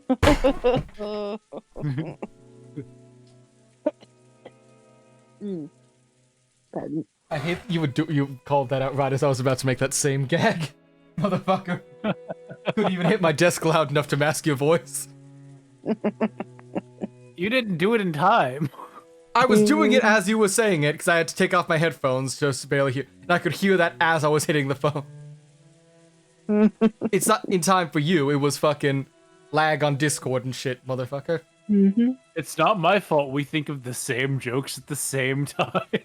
Yes, it is. It's entirely your fault. How dare you? Yeah, I'm the one who steals jokes, not you. It's almost like we have the same sense of humor or something. Right.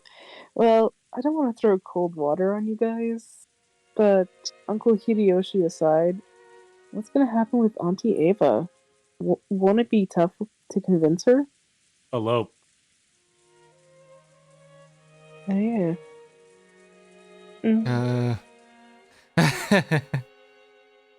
There's no reason for anyone to worry about something like that. No one can influence my choice of partner. I will make Shannon happy. Whose permission do I need? That's the most adult, cool thing you've ever said, George. Whoa. It's unfortunate that you die, like, today. No, he's not gonna die today. Because the parents all die today. Except for Rosa, because we need someone to continue to be a dick and have the gun. True. Mm-hmm. George, And it's not gonna be it's not gonna be later that day, because I still think Jessica and Canon are gonna die with some magic mumbo-jumbo bullshit. So the third day onward is when they're gonna die. They didn't even last the full 3 days last time. They lasted 2. Third Twilight onward. There you go. There we go. Anyways, George Nissan, that was cool. I can't believe you can say something so embarrassing out loud. I thought you didn't used to be that kind of character. Leave a boy for 3 days and you'll hardly recognize him after all. Even I grow up. I plan to study more and more and to... Leave a boy for 3 days and one of his arms will be noticeably larger.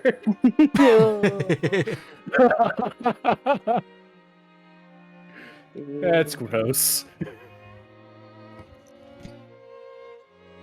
I plan to study more and more to grow into a suitable man who can make Shannon happy. It seemed that perhaps George had some kind of awareness of how embarrassing the words were coming out of his mouth. His face turned slightly red and he scratched his head. George-san. It's alright. I'm sure Mother will be difficult, but you can leave that to me. I'll show you that I can make the whole family accept you as my partner, one way or the other.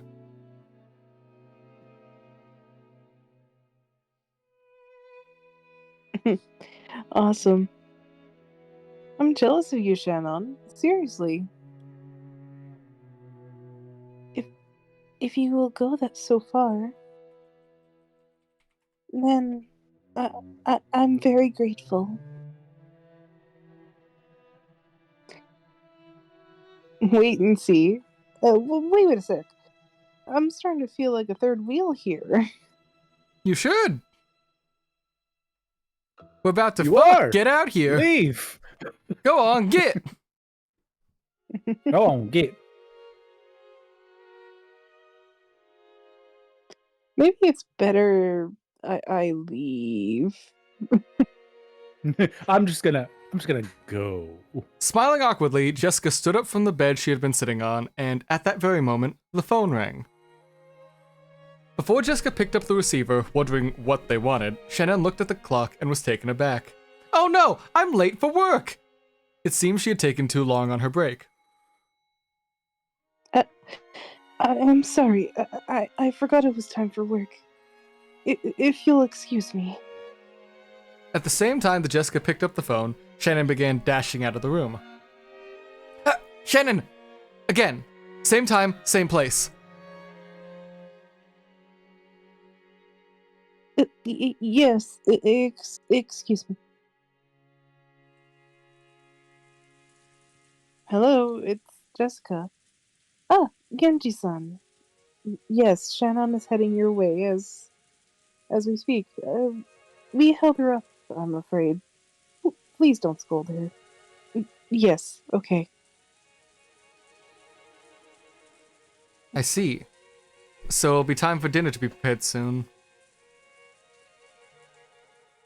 You wanted a line, because if my gut says anything, we're in the kitchen. Goda and Genji are up. Wake the fuck up, Soundwave.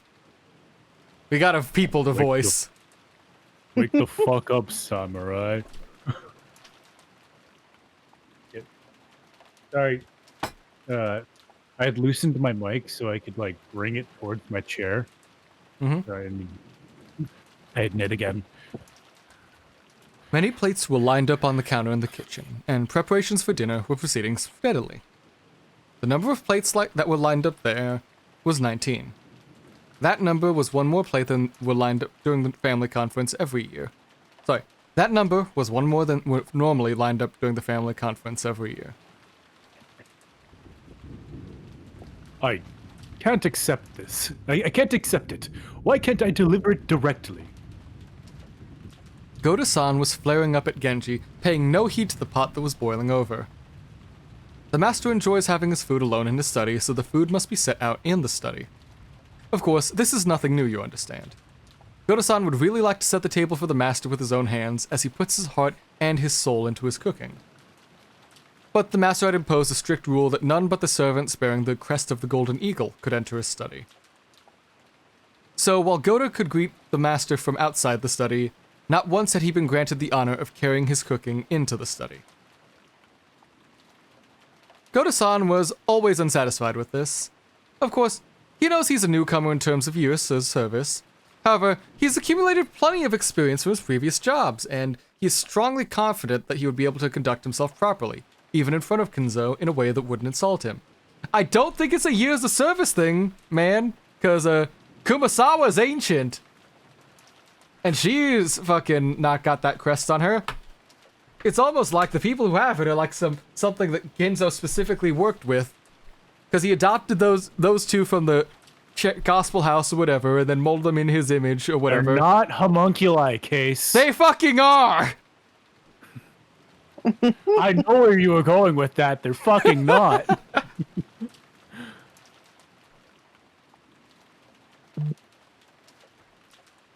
And yet, just because he is not permitted the golden eagle, he still hasn't been blessed with this honor. You can probably imagine what damage that has done to his pride.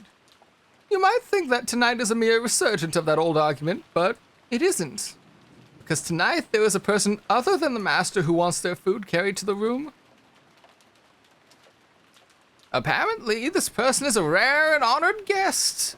And there has been a strict order to treat this person in the same manner as the master, the family head.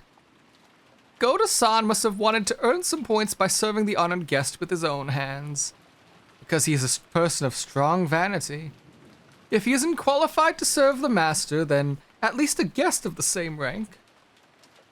He simply couldn't make time during lunch, so Canon had gone for him. Therefore, he truly decided to serve tonight's food personally, the best dinner of the year. But Genji-san had a problem with that. Something about how Goda-san didn't have the one-winged eagle. After being once again scolded that he wasn't qualified, Goda-san had lost his patience. Ah, how heartrending, Goda-san. I cannot do anything more than watch like this from the shadows. Because that's my entire characterization. I watch from the shadows and do nothing. You done? I could probably think of something more, but go ahead. Kumasawa-san, if you have enough free time to dawdle around, please prepare the dining hall. Is the tablecloth ready? Oh, my apologies.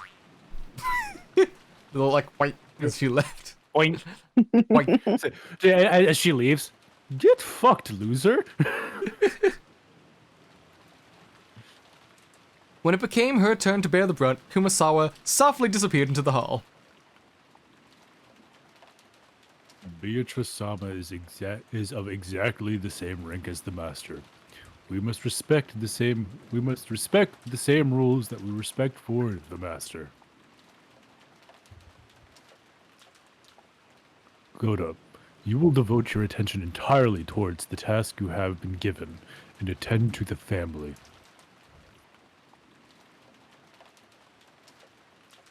I don't mind if it's you, Genji-san, but is it really alright to let a child like this go to such a guest? If she made some blunder, it would be quite rude. Oh, he's scolding Shannon. That's it. Gotcha.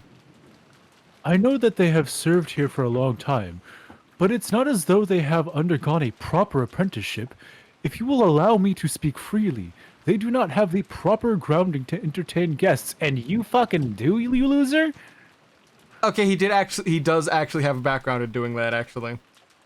Yeah, but like... He's a dick about it, but he does have the actual qualifications. He's a dick about it, which makes me want to call him a loser. Mm-hmm. He's a dick, but he's not wrong. Shannon's not exactly the best at entertaining the guests, as we saw with the whole tea debacle. That's not really her fault. Yeah.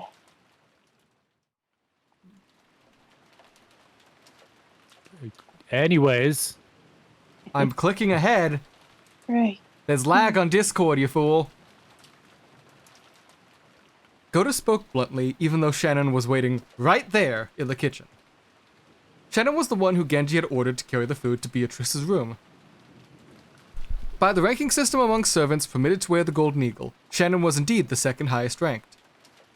If the highest ranked, Genji, went to set out the table in Kinzo's room, then it fell to Shannon to set the table in Beatrice's room.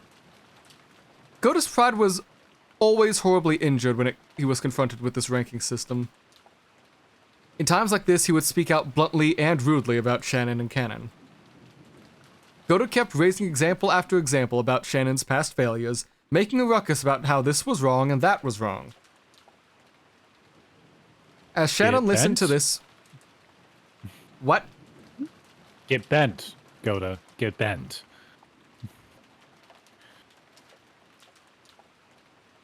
As Shannon listened to this with her head hung in shame, she heard Cannon's voice from behind her. Cannon had been listening from a blind spot, leaning against the hallway side of the wall near the entrance to the kitchen. He probably knew that if he'd entered the kitchen, sparks would start to fly his way. Let him rant. He's a horrible man. But this helps me build the... Pardon. Oh, good. But this helps me build up a grounding on how to entertain someone. Goda-san has learned a lot, so what he has to say is very... Huh. Mason, you sure are nice. More importantly, it is the guest in the VIP room. Really Beatrice-sama, as they say? Yes. I met her when I was sent to set the table for her during lunch. There's no mistake. It's her. Really? Was she doing well? Cannon remembered that he and Shannon had very different impressions of Beatrice. To Shannon, Beatrice was a cupid of love who had granted her magic to create her relationship with George. Judging by her happy expression, it looked like she couldn't wait to inform Beatrice of how her relationship with George had progressed. However, Cannon already knew. The witch had come here with a terrifying goal in mind, and she had made him kiss her shoes. That vague witch in the past was only visible to them, had now walked in openly through the front door, and had revived enough that they could now carry food to her. In the past, when she had disappeared in front of Cannon, the witch had said something about how her power was still weak.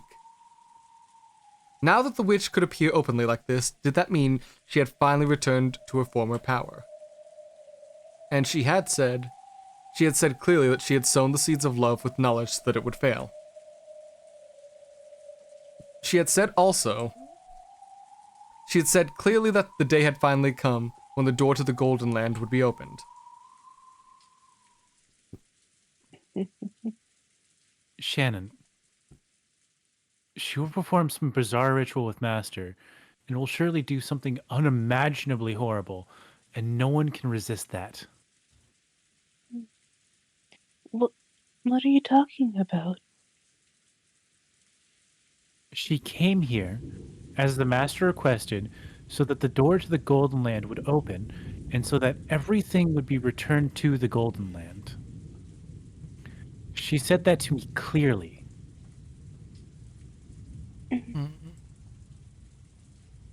In the past, the two of them, as furniture working for Kinzo, had been told what the opening of the door to the Golden Land meant. Therefore, even without asking a single question in response, Shannon understood everything. So, she grew deeply hopeless.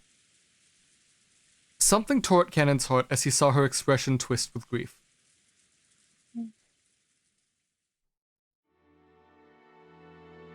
How could Why? Why now? Didn't I tell you? We are furniture. Because you acted like a human, because you loved, you can't obediently accept the day when our service is over. At one time, I used to wish that this day would come, but it never came after so much time. I didn't know how long we would have to be tormented as furniture. So I thought that day of rest wouldn't come for all eternity.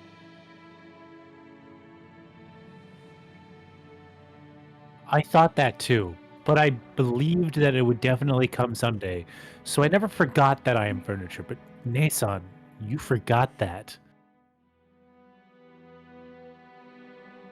It's my fault, isn't it? Mine. Yeah, it's your fault, Nason. If only you hadn't known love, we'd both be happy that this day has finally come. You built up meaningless attachments, even though it was a world that you would definitely have to leave. Why do Well, I always get the scumbag fucking speeches? Because you keep picking those It's like- characters or get them thrust Just like upon the you. most, they're just like the most terrible speeches. Like, I always feel bad after saying these things. yeah. Will the ritual begin tonight?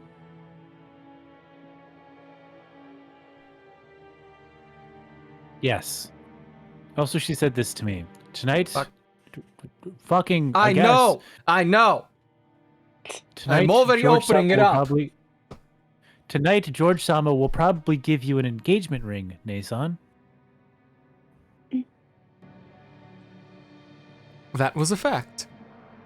George should have snuck in an engagement ring in his pocket today, and surely he would have to hand it over tonight. She joined you together, planning to use you and George Sama as a Oh, sacrifice wait, hold for the on. second. There's an ad going on I didn't notice. Son of a bitch. I wonder how much of it was cut off. About 10 seconds. Okay, good. So we'll just switch over to that, because I'm an idiot and didn't pay attention.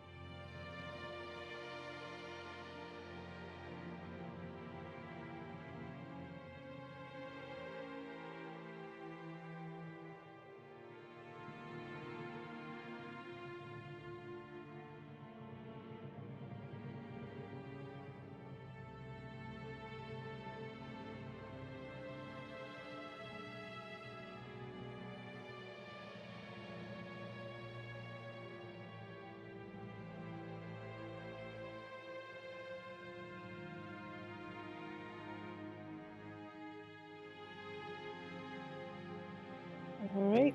Shit. All right, we're back, and I definitely didn't forget that there was an ad going on before. Yeah. Dolly Parton released a cover of Wrecking Ball. Wait, what? Fucking what?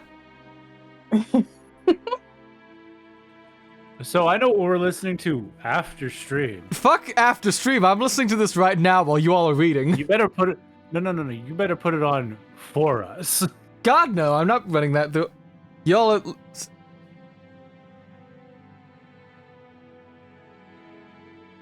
Oh my god, it is true. She joined you together, planning to use you and George Sama as the sacrifices for the second Twilight. Understand? Nasa, she took advantage of you by tempting you.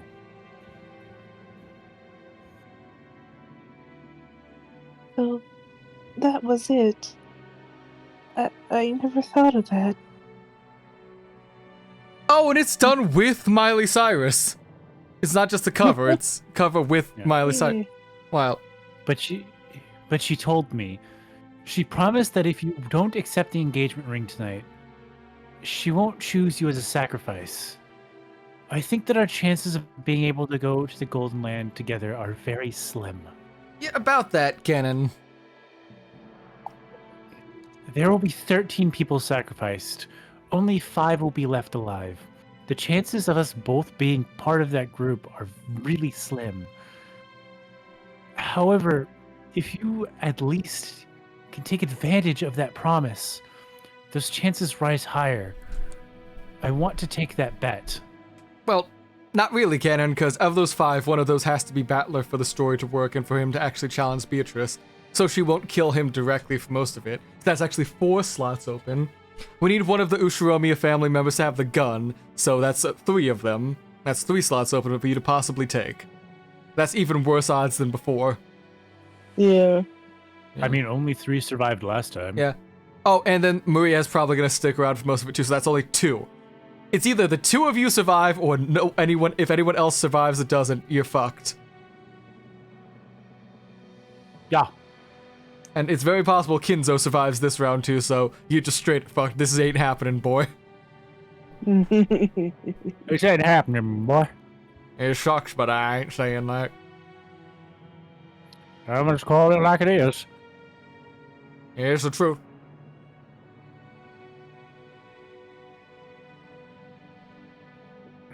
Oh boy. And he said it.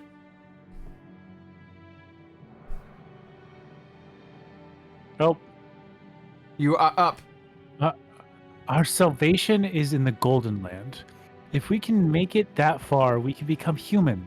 And I want to walk through life as a human together with you, Nason.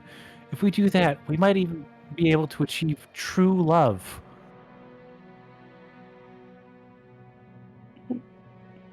We used to dream about being able to go to the Golden Land, didn't we? If we go there, any wish will be granted. We will be saved from this pain. We believe that.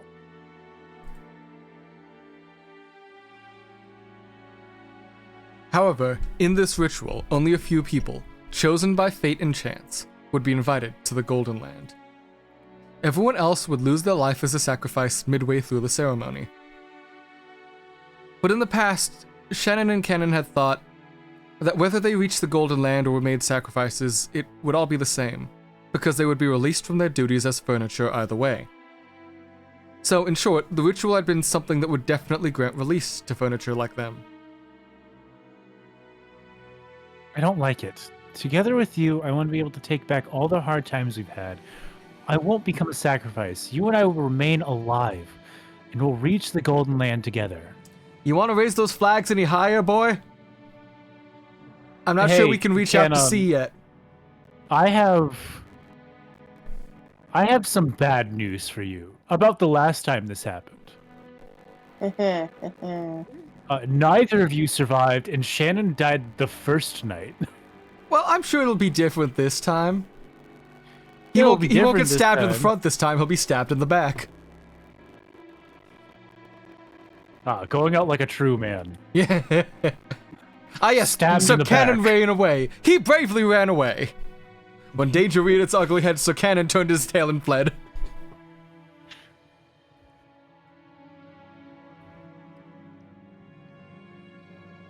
So I won't let you become the sacrifice for the second Twilight. Please, Nason, don't accept that man's ring.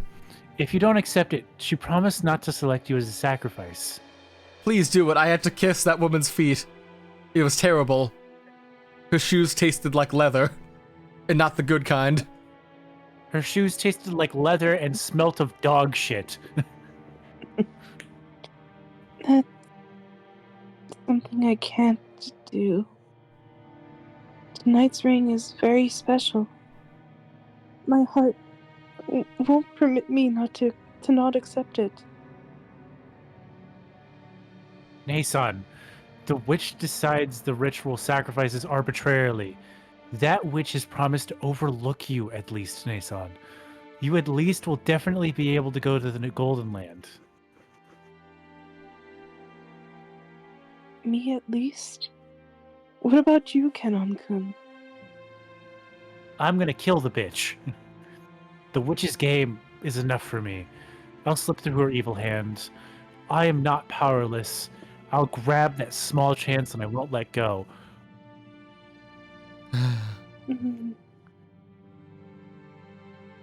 After all, our lives are temporary, aren't they?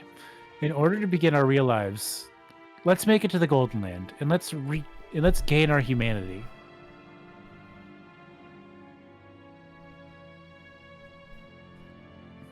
And then, maybe like you, Nason, I'll be able to know love. Maybe I won't have to call myself furniture and make people cry anymore. Kenon-kun. I don't want to be furniture anymore. I'm gonna become human. No more pain. I'm gonna end it all. That's bad phrasing. Yeah, that's terrible phrasing, dude. Yeah, my dude. I'll get out of the sacrifice by fucking killing myself. Fuck you, Beatrice. I go out on my terms. You see Cannon look Beatrice directly in the face as he raises like a 6-shooter to his head. You can't sacrifice me if I'm already dead. Just like flipping her off in the process. Imagine killing yourself out of spite. First time. First time. There were tears in Cannon's eyes. It had taken Cannon until now to notice. Shannon hadn't been the only one to know and to suffer the taste of love. He had too. The tears Jessica had shown him that day, and her painful smile on the days since, as she tried to smooth things over and brighten her mood, had slowly wrought some kind of change on Cannon's heart without him knowing it. Well, at least it took a long time for this dodgeball to happen. Mm-hmm. Shannon, I have been calling you for ages. Shannon snapped back to reality. Whoop, there goes gravity. There was gravity. Whoop. I don't remember anything beyond those first two lines. Snapped back to reality at the sudden sound of Genji's voice. Apparently, she had been called for repeatedly. She hurriedly answered. When she turned around, Cannon had disappeared. It seemed he didn't feel like showing his tears to anybody.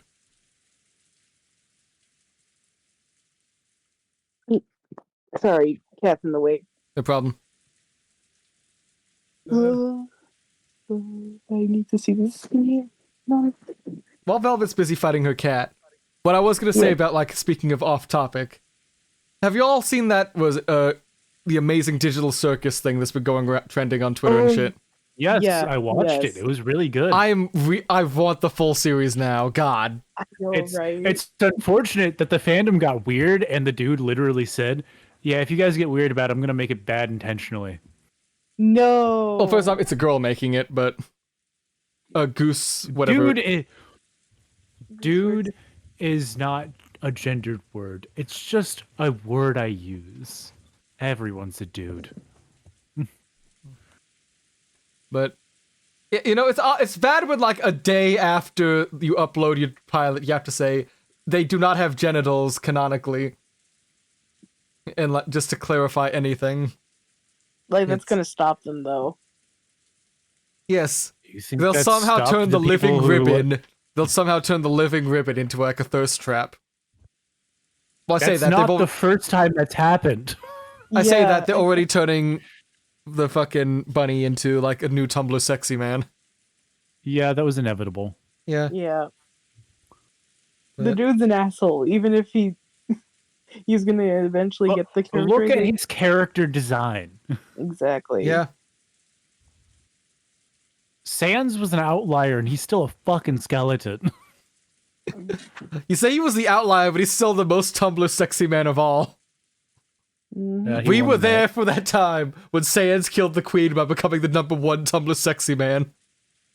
Versus Megan Arataka from what? Yep. It still astounds me that happened on the Guys, same fucking the day. Queen is... Master, the queen is dead. What did you do?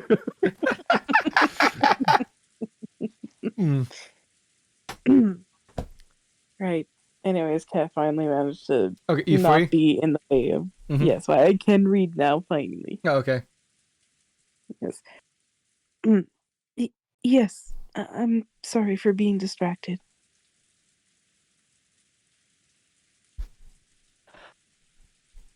I had Kanon-kun handle lunch, but properly speaking, as the next in rank after me, you should have been the one to take it to her.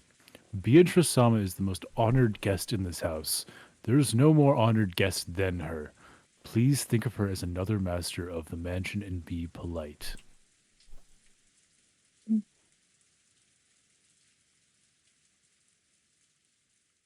I must impress upon you once again.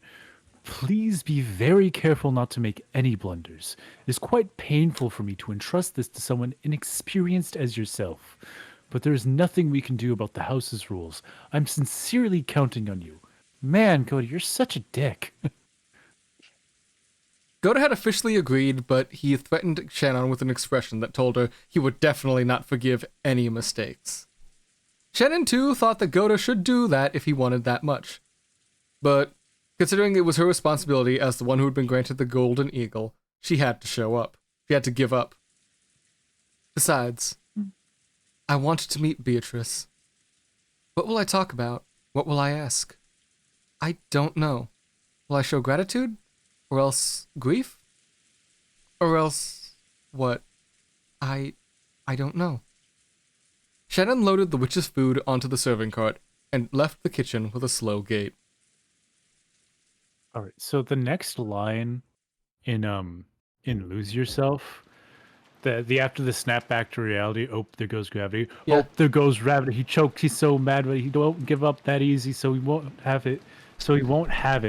He knows his whole back's to these ropes. It don't matter. He's dope. He knows that he's broke. He's so stagnant. He knows when he goes back home to his mobile home when it's back to the lab again. Yo, this old rhapsody better go capture this moment and hope it don't pass him. And then it goes into the chorus. It's like half a verse after it. I don't Snap blame you back for to not reality. knowing. Oh, there goes gravity. Oh, there goes gravity. Choked, he's so mad, but he won't give up. No, he won't have it. He won't. He knows he goes back to these ropes. It won't matter. He's dope. He knows that, but he's broke. He's so stagnant. He knows when he goes back to his mobile home, that's when he goes back. It's back to the lab again. Yo, the whole rhapsody bed to go capture this moment. Hope it don't pass him.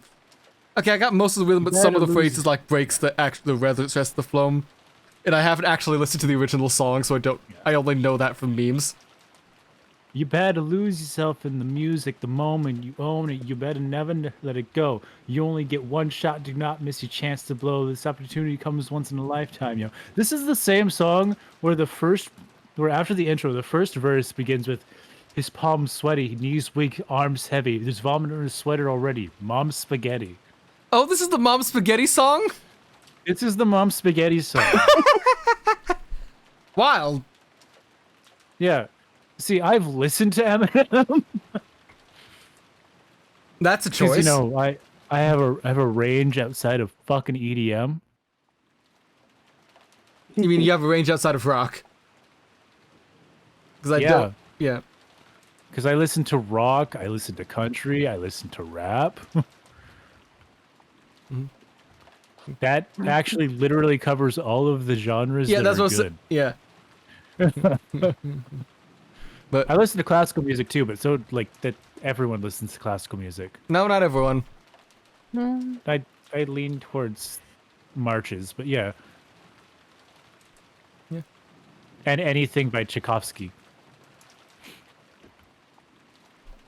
'Cause So just Tchaikovsky's Dance the of the goat. Tchaikovsky. Yeah, Tchaikovsky's the goat. So basically everything from Nutcracker and Sugar Plum Princess, and that's about it. 1812 Overture. He used fucking cannons. The person knocking was Kraus. That's the Father. only thing I was gonna add. Today is our annual family conference. Haven't the siblings gathered here to glance at you, Father? Oh fuck, I gotta get into his voice again. Okay. Can you imagine if instead of like the vaguely sleazebag voice, I would, Papa, the siblings have gathered. That's funny only to me. Ah, be silent! I've told you I won't leave, and I imagine that you are there too, Genji. Why haven't you brought my food here as I ordered you to? Kinzo screamed through the door. Genji was waiting behind Kraus. Your meal has been prepared, so that... I know, God shut damn up! it, Case. Shut the fuck up, I know! Your meal has been prepared so that it may be carried to the study. However, Kraus-sama wishes for you to go downstairs tonight. Father, I don't mean every day. Even if it's just for tonight, won't you gather together with your family? Who are you calling family? When did you start calling those vultures who wait for me to collapse and die family? When did you start calling rotting, gushing maggots family? My. Kraus shrugged at this answer, which he half had expected. Genji, carry the meal here as you were told. Why don't you listen to what I say? Why? Why? Genji-san, I will leave the rest to you. My voice will no longer reach him. Kraus gave his head a small shake and quickly turned his back on the door to the study. He had only called out for his siblings' sake, knowing that it was useless. After Genji watched Kraus go downstairs, he called again through the door. My lord, we have finished preparations for the meal to be carried here. What about the serving for Dr. Nanjo? Nanjo was also in the study. Because Kinzo had strongly pestered him about resolving their long-lasting chess game, Nanjo had been Kinzo's opponent since before evening. Nanjo had announced as a doctor that Kinzo's days were numbered. Excuse me. In that situation, if Kinzo had pestered him about about finishing a chess game while he was still alive, Nanjo couldn't refuse. Sorry, what were you saying? I was trying to finish the line. Nays were dumbered. I heard you fuck up.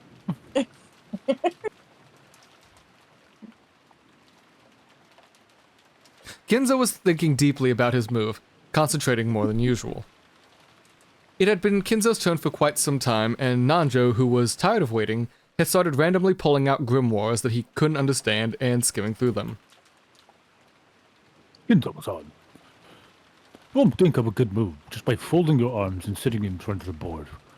I wonder if it wouldn't be good to take a break and refresh our minds. Be silent. That should be good enough for defense. Will that hole be penetrated by the bishop or the knight? Today, Kinzo was insisted on a strong defense. Normally, Kinzo's motto was the offense was the best defense. However, today was completely the opposite. I'm also hungry. Shall we suspend the game here? I've used my head too much without a break that it's already feeling dizzy. Any more of this might limit my ability to make my best moves. That is a problem. In chess, both players must always make their best moves. Other moves are painful to understand and ruin the game that is about reading others' thoughts. That considerably reduces our enjoyment. Unless it's chess boxing, then it considerably raises the enjoyment. Kinzo sighed deeply and finally shifted his gaze away from the board. Chess needs an opponent. That opponent was tired and suggesting to suspend the game, so what else could be done? It is true that the goal of chess is to get both players to aim for victory, and make the best moves possible in order to achieve that. It is an intellectual game of being able to read each other. But Kinzo-san, are you forgetting that there is another goal separate from victory? Nandra, do you play to piss people off? I hope you play to piss people off. No, he's gonna do some fucking friendship is magic bullshit. You play to spend time with your friends and connect. What? I play to piss my friends off because I'm not good enough at chess to win. Sounds like a skill issue. No, it sounds like I'm good at chess, just not good enough, just not like in the winning way. Again, sounds like a skill issue. I'm good at bringing up stalemates. What? What goal could there be other than victory? Pissing you off.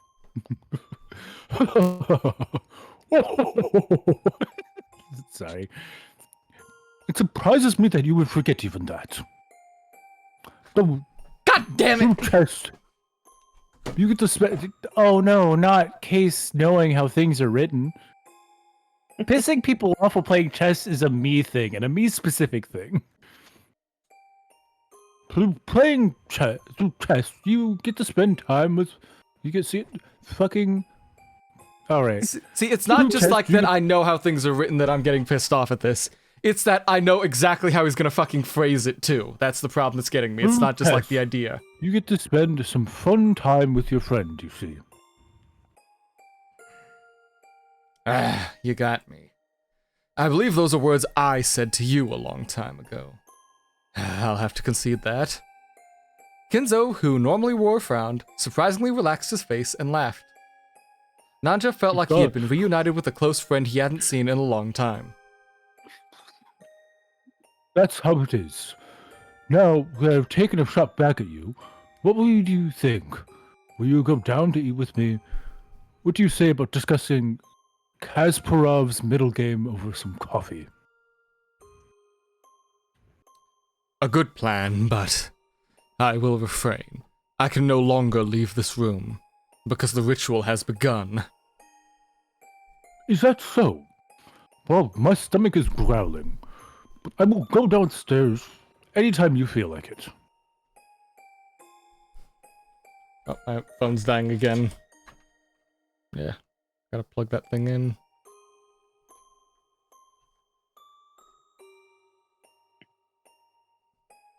Nandra's voice really hurts. Yeah, because it sounds like you're trying to grow 3 vocal extra training chins for way. it. It's because, yeah, I'm not fat. Oh, hi to you. Thanks for the hydrate redeem. Drink up, people. Thanks, man. How's your day been? How's work going?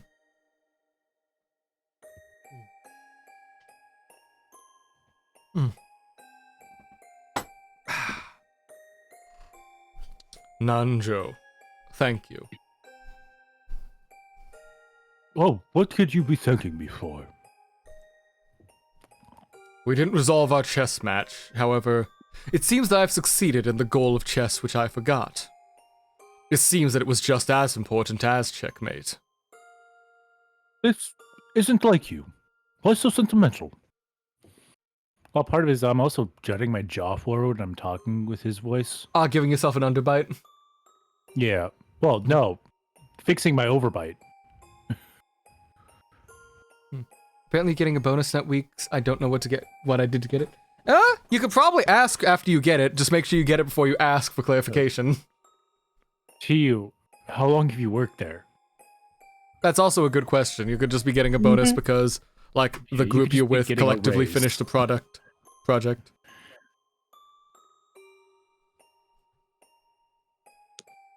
On the 11th, it will be 2 years. That's probably why you're getting a bonus. You've worked there for about 2 years.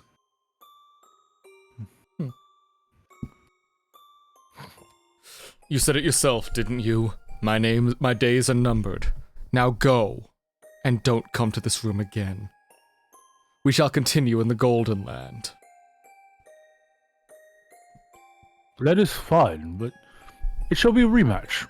Losing that rook was a serious blow. Well then, I will see you later. Yes, later. Maybe in the Golden Land, or Purgatory. Or in the next world. Nanjo didn't say anything beyond that, and with a practiced hand, he pushed the button on the table that would release the auto-lock. Then, after looking at Kinzo's back one last time, he left the study. What a fucking freak. I As think I've he said did, that every time Genji's- Nanjo has left. You're saying that every time, trying to make it a thing. It's just like the funniest thing you can say about your friend who is a freak as you leave the room. As he did, Genji's voice came from the hall.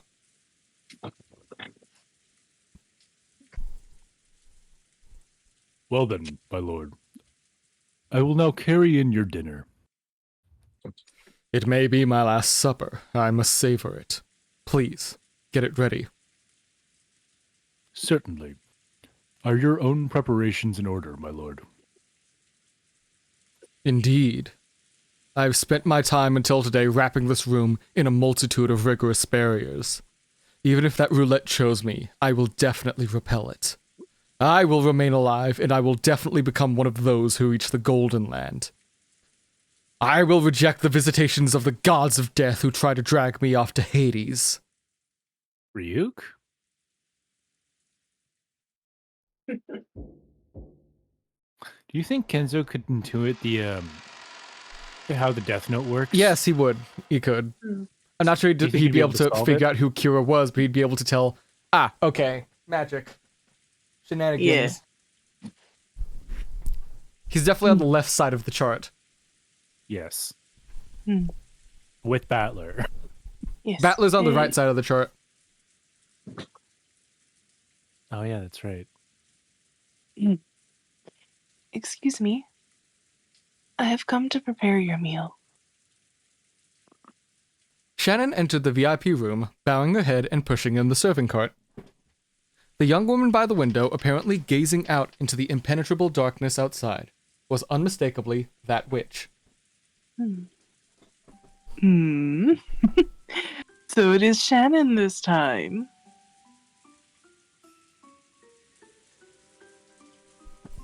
How nostalgic. Oh, your countenance has improved quite considerably, has it not? Unlike Canon, almost beyond recognition. Thank you very much.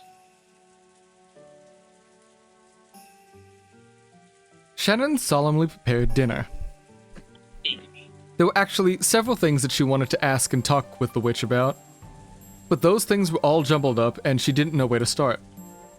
Her heart was also jumbled up with various things and she didn't even understand her own emotions.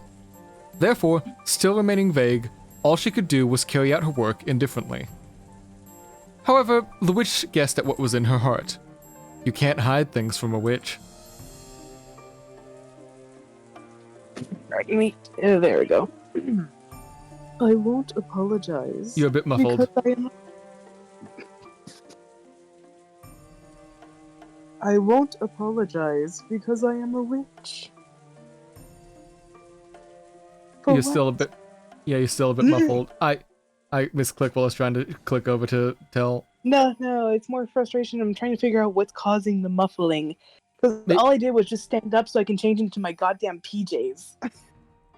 mic proximity, maybe? Maybe. The thing is, though, my line reading, I just flopped back into bed so I can read the line. All that could have probably obstructed is like a little bit of my sheet fold. And even then, it was probably nowhere near the phone mic. And I'm currently charging it, so...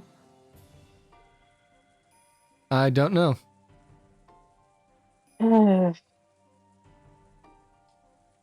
I'll just probably accept it as like internet quality drop or something. Yeah, we can Maybe. maybe. Hmm. How are y'all feeling, by the way? I'm doing good. Yeah. All right. Not feeling tired or anything, or because we could just. My jaw's a little tired, but that's because I just did Nanjo for like a full scene. Yeah. Yeah. That probably would tire your jaw out a little. All right. I'll check again after we finish this like Beatrice Shannon scene to see how we are Right. feeling. Because Right. we're slowly getting to the 3-hour mark where we usually start calling it. So just checking ahead of time. Yep. All right. Right. You up for what? Yeah. If anything, I just want to reread that first line though, Okay. just so the way it's clear. I won't apologize because I am a witch. For what? Come, Anon must have told you about it. Helping out your love life was simply in my mischievous spirit. It was nothing more than a seed I sowed in order to enjoy witnessing in what manner things would get complicated, become twisted, and fail. There are some who think it is more fun to hear about love than to have it. Surely you aren't trying to thank me? Yes, I am. No matter what kind of ulterior motive you had when you gave me the magic of love, it doesn't change the fact that you gave it to me. So, even if you sowed that seed knowing that the two of us wouldn't be able to stay together for life, I won't hold a grudge against you. Furniture is truly uninteresting. Looking it into something interesting is where my skill shines. I don't understand how you think, Beatrice Sama. You're a great witch, and people like us don't even reach your feet. Nor can we even imagine your grand thoughts. But there is at least one thing I can say. What is it? Thank you for teaching me to be human. You said it yourself. I am no longer furniture.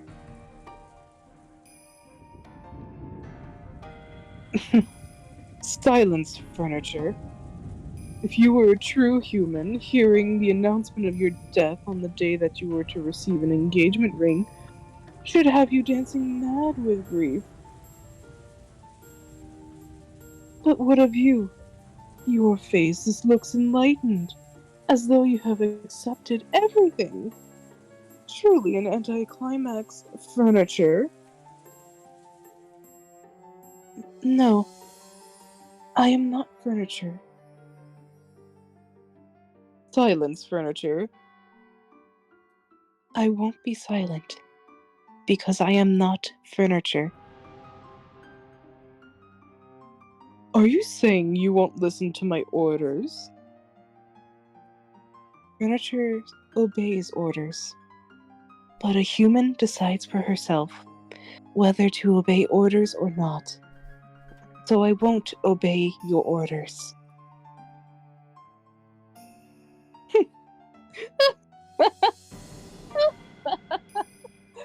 I'll take back what I said.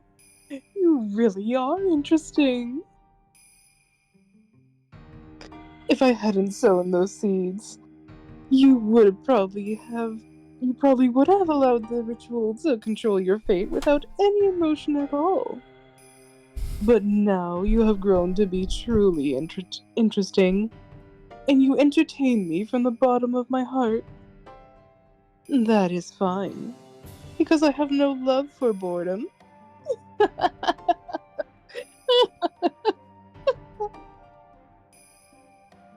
I have finished preparations for dinner. Here you go.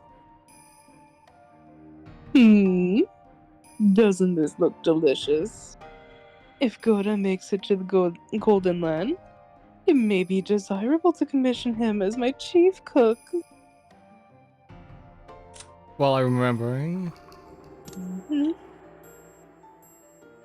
I heard from Kanon-kun something about if I rejected George-san's proposal, you promised not to make me a sacrifice.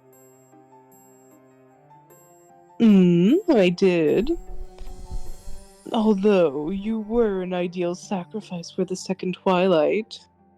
Kanon cried and screamed that I should pardon you of that. So I graciously listened to his words, with the condition that you give up your engagement. How gracious I am. What a foolish condition. And what a foolish threat. You bullied Kanon, thoroughly using that, I suppose. Oh, so you can tell. Apparently, Shannon had seen through it.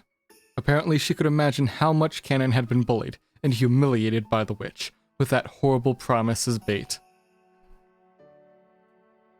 I made him crawl on the carpet and kiss my shoes. And that's not all. Do you want to hear the other ways in which I humiliated him? Shannon silently shook her head. I have finally come to understand you. You like to bully, confuse, and trouble people. And you do it to entertain yourself. So I'm now sure that this is the only way to resist you. What is? I will have nothing to do with you. I will carry out the fate that has been given to me. So I won't entertain you. Nothing to do with you? The witch's features twisted in hatred for just an instant. It disappeared immediately. But that expression that rose to her face for only a brief time was unusual for the witch, who had never broken her malicious smile.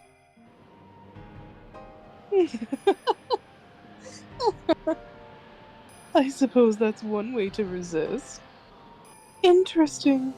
I like it. I'll kill you, together with your lover.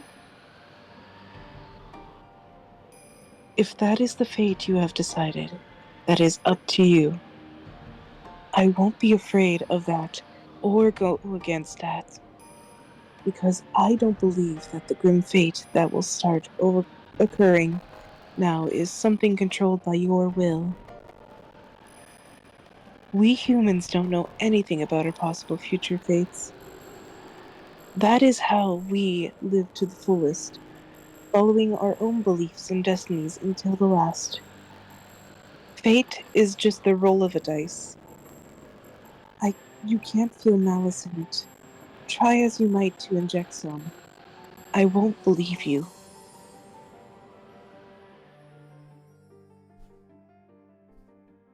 Oh, even though you've stopped being furniture, you have no fear of death. It seems you think that will bore me, but that's a huge misunderstanding. I am now the more interested to see whether you really can stick to that until your last moments.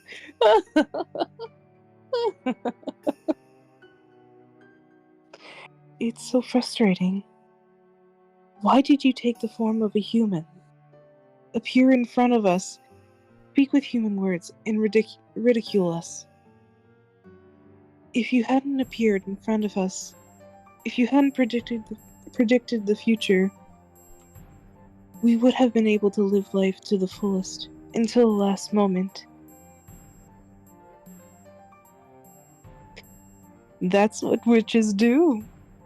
We live off your fates, reigning as a higher order being, as a high order being, does not overlord Yeah, I should have read ahead of that.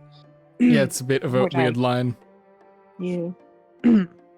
We live off your faiths. Reigning as a high order being does over low order beings. Like, just say higher being or lower being, honestly. We live off your fates, reigning as a high order being does over low order beings. Yeah. We live off your fates, reigning as a high order being does over low order being. Sorry, it's just the last part that always gets me off. Yeah, it's that's no problem. Yeah. Anyways, let's just continue on before we Yeah. fixate on too much. After all, your fates are merely fragments.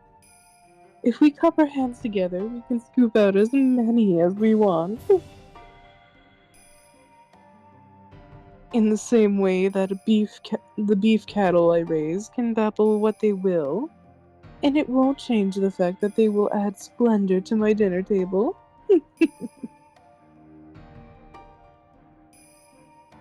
We are powerless, so we can't go against your ritual or our fates.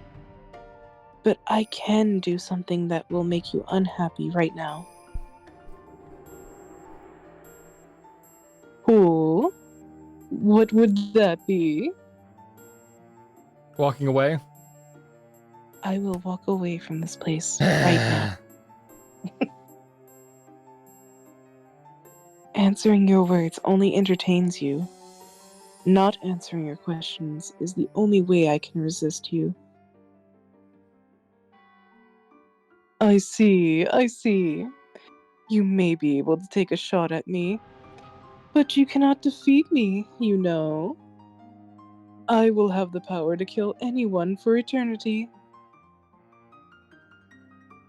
I can't wait to see how long you can keep up that resistance in an endlessly repeating cycle of death and rebirth. Don't forget it now. You spoke those words yourself.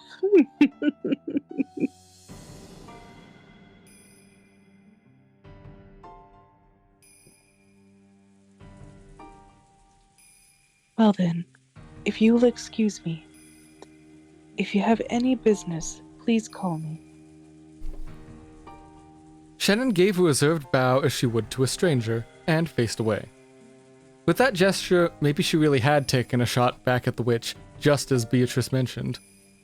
Because when the witch called out again, she sounded a little more quick-tempered than she had before. Canon thanked me. Aren't you going to? Not going to thank me for giving you your day of rest? Furniture will be happy about their day of rest.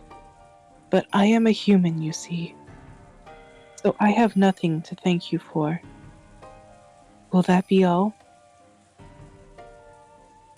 You plan to receive the ring from George? Don't forget that if you do, I will abandon the promise I made with Canon. The promise that you would not be selected as a sacrifice.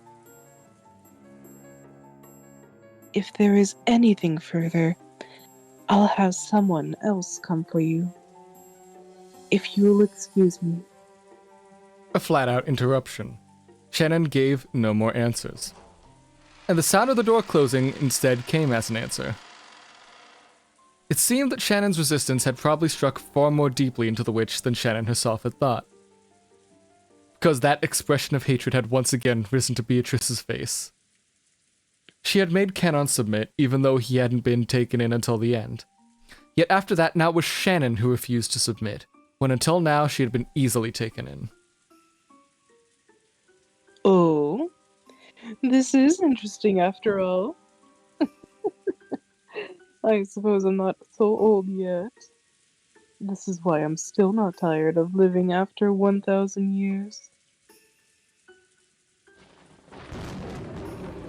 Okay, how are y'all feeling right now and stuff? Pretty good. Feel like going I took further the time. We could stop. Yeah, I'm fine with it Uh, either way. I decided to take the time and be productive, so I bought my book for my class that starts on Monday. Yeah, Not that's gonna fair. use the other means to find it? It's one of those like specific to the school books. One's Oh, written by the teacher and yeah. shit. Yeah, and it's like online too, so Gotcha. yeah. yeah. Yeah. That's very. Yeah, that was Umineko. Yeah. Koroni. Yeah. Well, the Umineko no Naku Koroni and all, but Yep. what were you saying? You said. Oh no, it was just. It was. Yeah, it Just, sounded like you were about to say something, but no. Go ahead. I think like there's probably only a few more scenes, and we'll get the first murders, and we can start the actual mystery again. Yeah. Yep. But I don't got much else to say about like speculation beyond like I'm fucking right about the homunculi bullshit. You're not. Who knows? We'll see. I Thinking on I it, like if it how was something like Beatrice that, it wouldn't looked- show up in the normal death thing. It would probably show up under the witch tab. If like, because if that it's the case, it wouldn't show up under like character I like even how after they died. It would Beatrice- it would pop up under witch side. So we have to wait till the end of the episode to prove that I'm right, you're wrong. You have to drink that disgusting shot. I like how Beatrice looked Shannon in the eyes and was like, "I'm gonna kill you," and Shannon was like, "Okay." You can try Come at this. me, do it. bitch. Oh, see. You're not the only magical person around here. Not the only magical person around here looks at the child. Oh, I accidentally exited VTube Studio, so I think that's a good enough sign. He's gone. He's gone. I am back, bitches.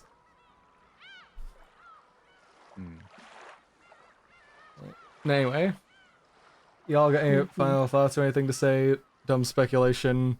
Any comments of stuff you noticed that we didn't get to? No, not really. You know what really Okay. sucks about having digital books for classes? I can't fucking sell them. Yeah. I'm still lying on like a microeconomics book I never actually used in class and is still like unopened. From like 4 years ago, I haven't managed to sell or pawn off. Because it's all like, because for some reason it was all like a loose leaf book, so we had to get a binder to put it in, which is dumb and stupid. Yeah. Feels Yep. like a waste of paper, if anything. Yeah, but it was school paper, so it's not my money I'm spending. Yeah, the Yeah, book I that's just fair. bought was $56. Ew. In the last 2 days, I got paid yesterday.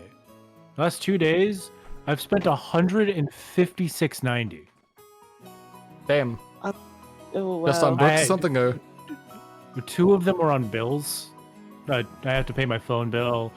One of them is for my student loan because I only took out enough to pay for the last time I was in school. Mm. And then for this book, I knew the book was going to be over $50. I felt it in my soul. Yeah. Because they can't be the price of books. Anyways, let's see. How Nick's playing Fate Samurai Remnant, so let's just go hit him. Yeah. Unfortunately, Yuma's not streaming, so we can't. Yeah. No. Oh wait, Yuma is streaming. Oh, she Oh. is? Yeah, just Did she- started. Oh, fantastic timing. Okay, Yeah. fantastic. Yeah. Oh, yeah. Oh. I think she was talking about streaming again tonight with Super Mario Wonder and on like the chat, so. Yeah. But Unraid. yeah, unraid. Put Yeah. down your pitchforks and torches, we need to choose a new target. Yep.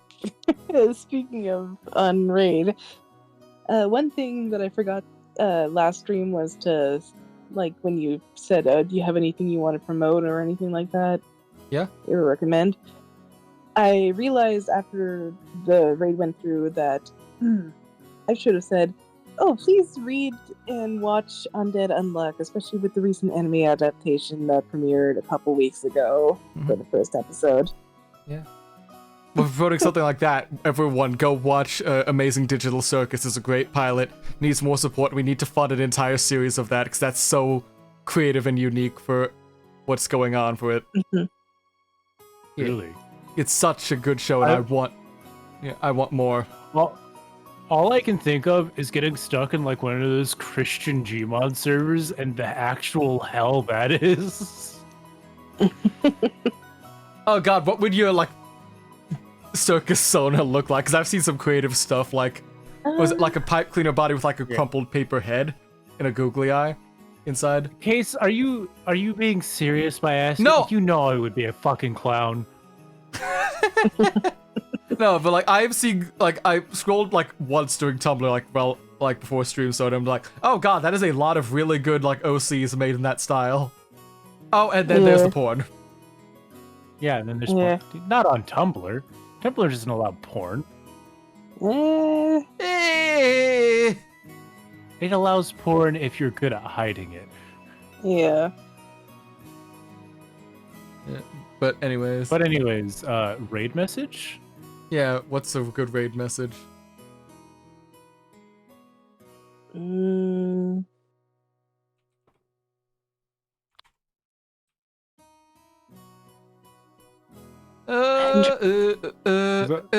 hate that the first thing that came to my head was fuck witches get money. I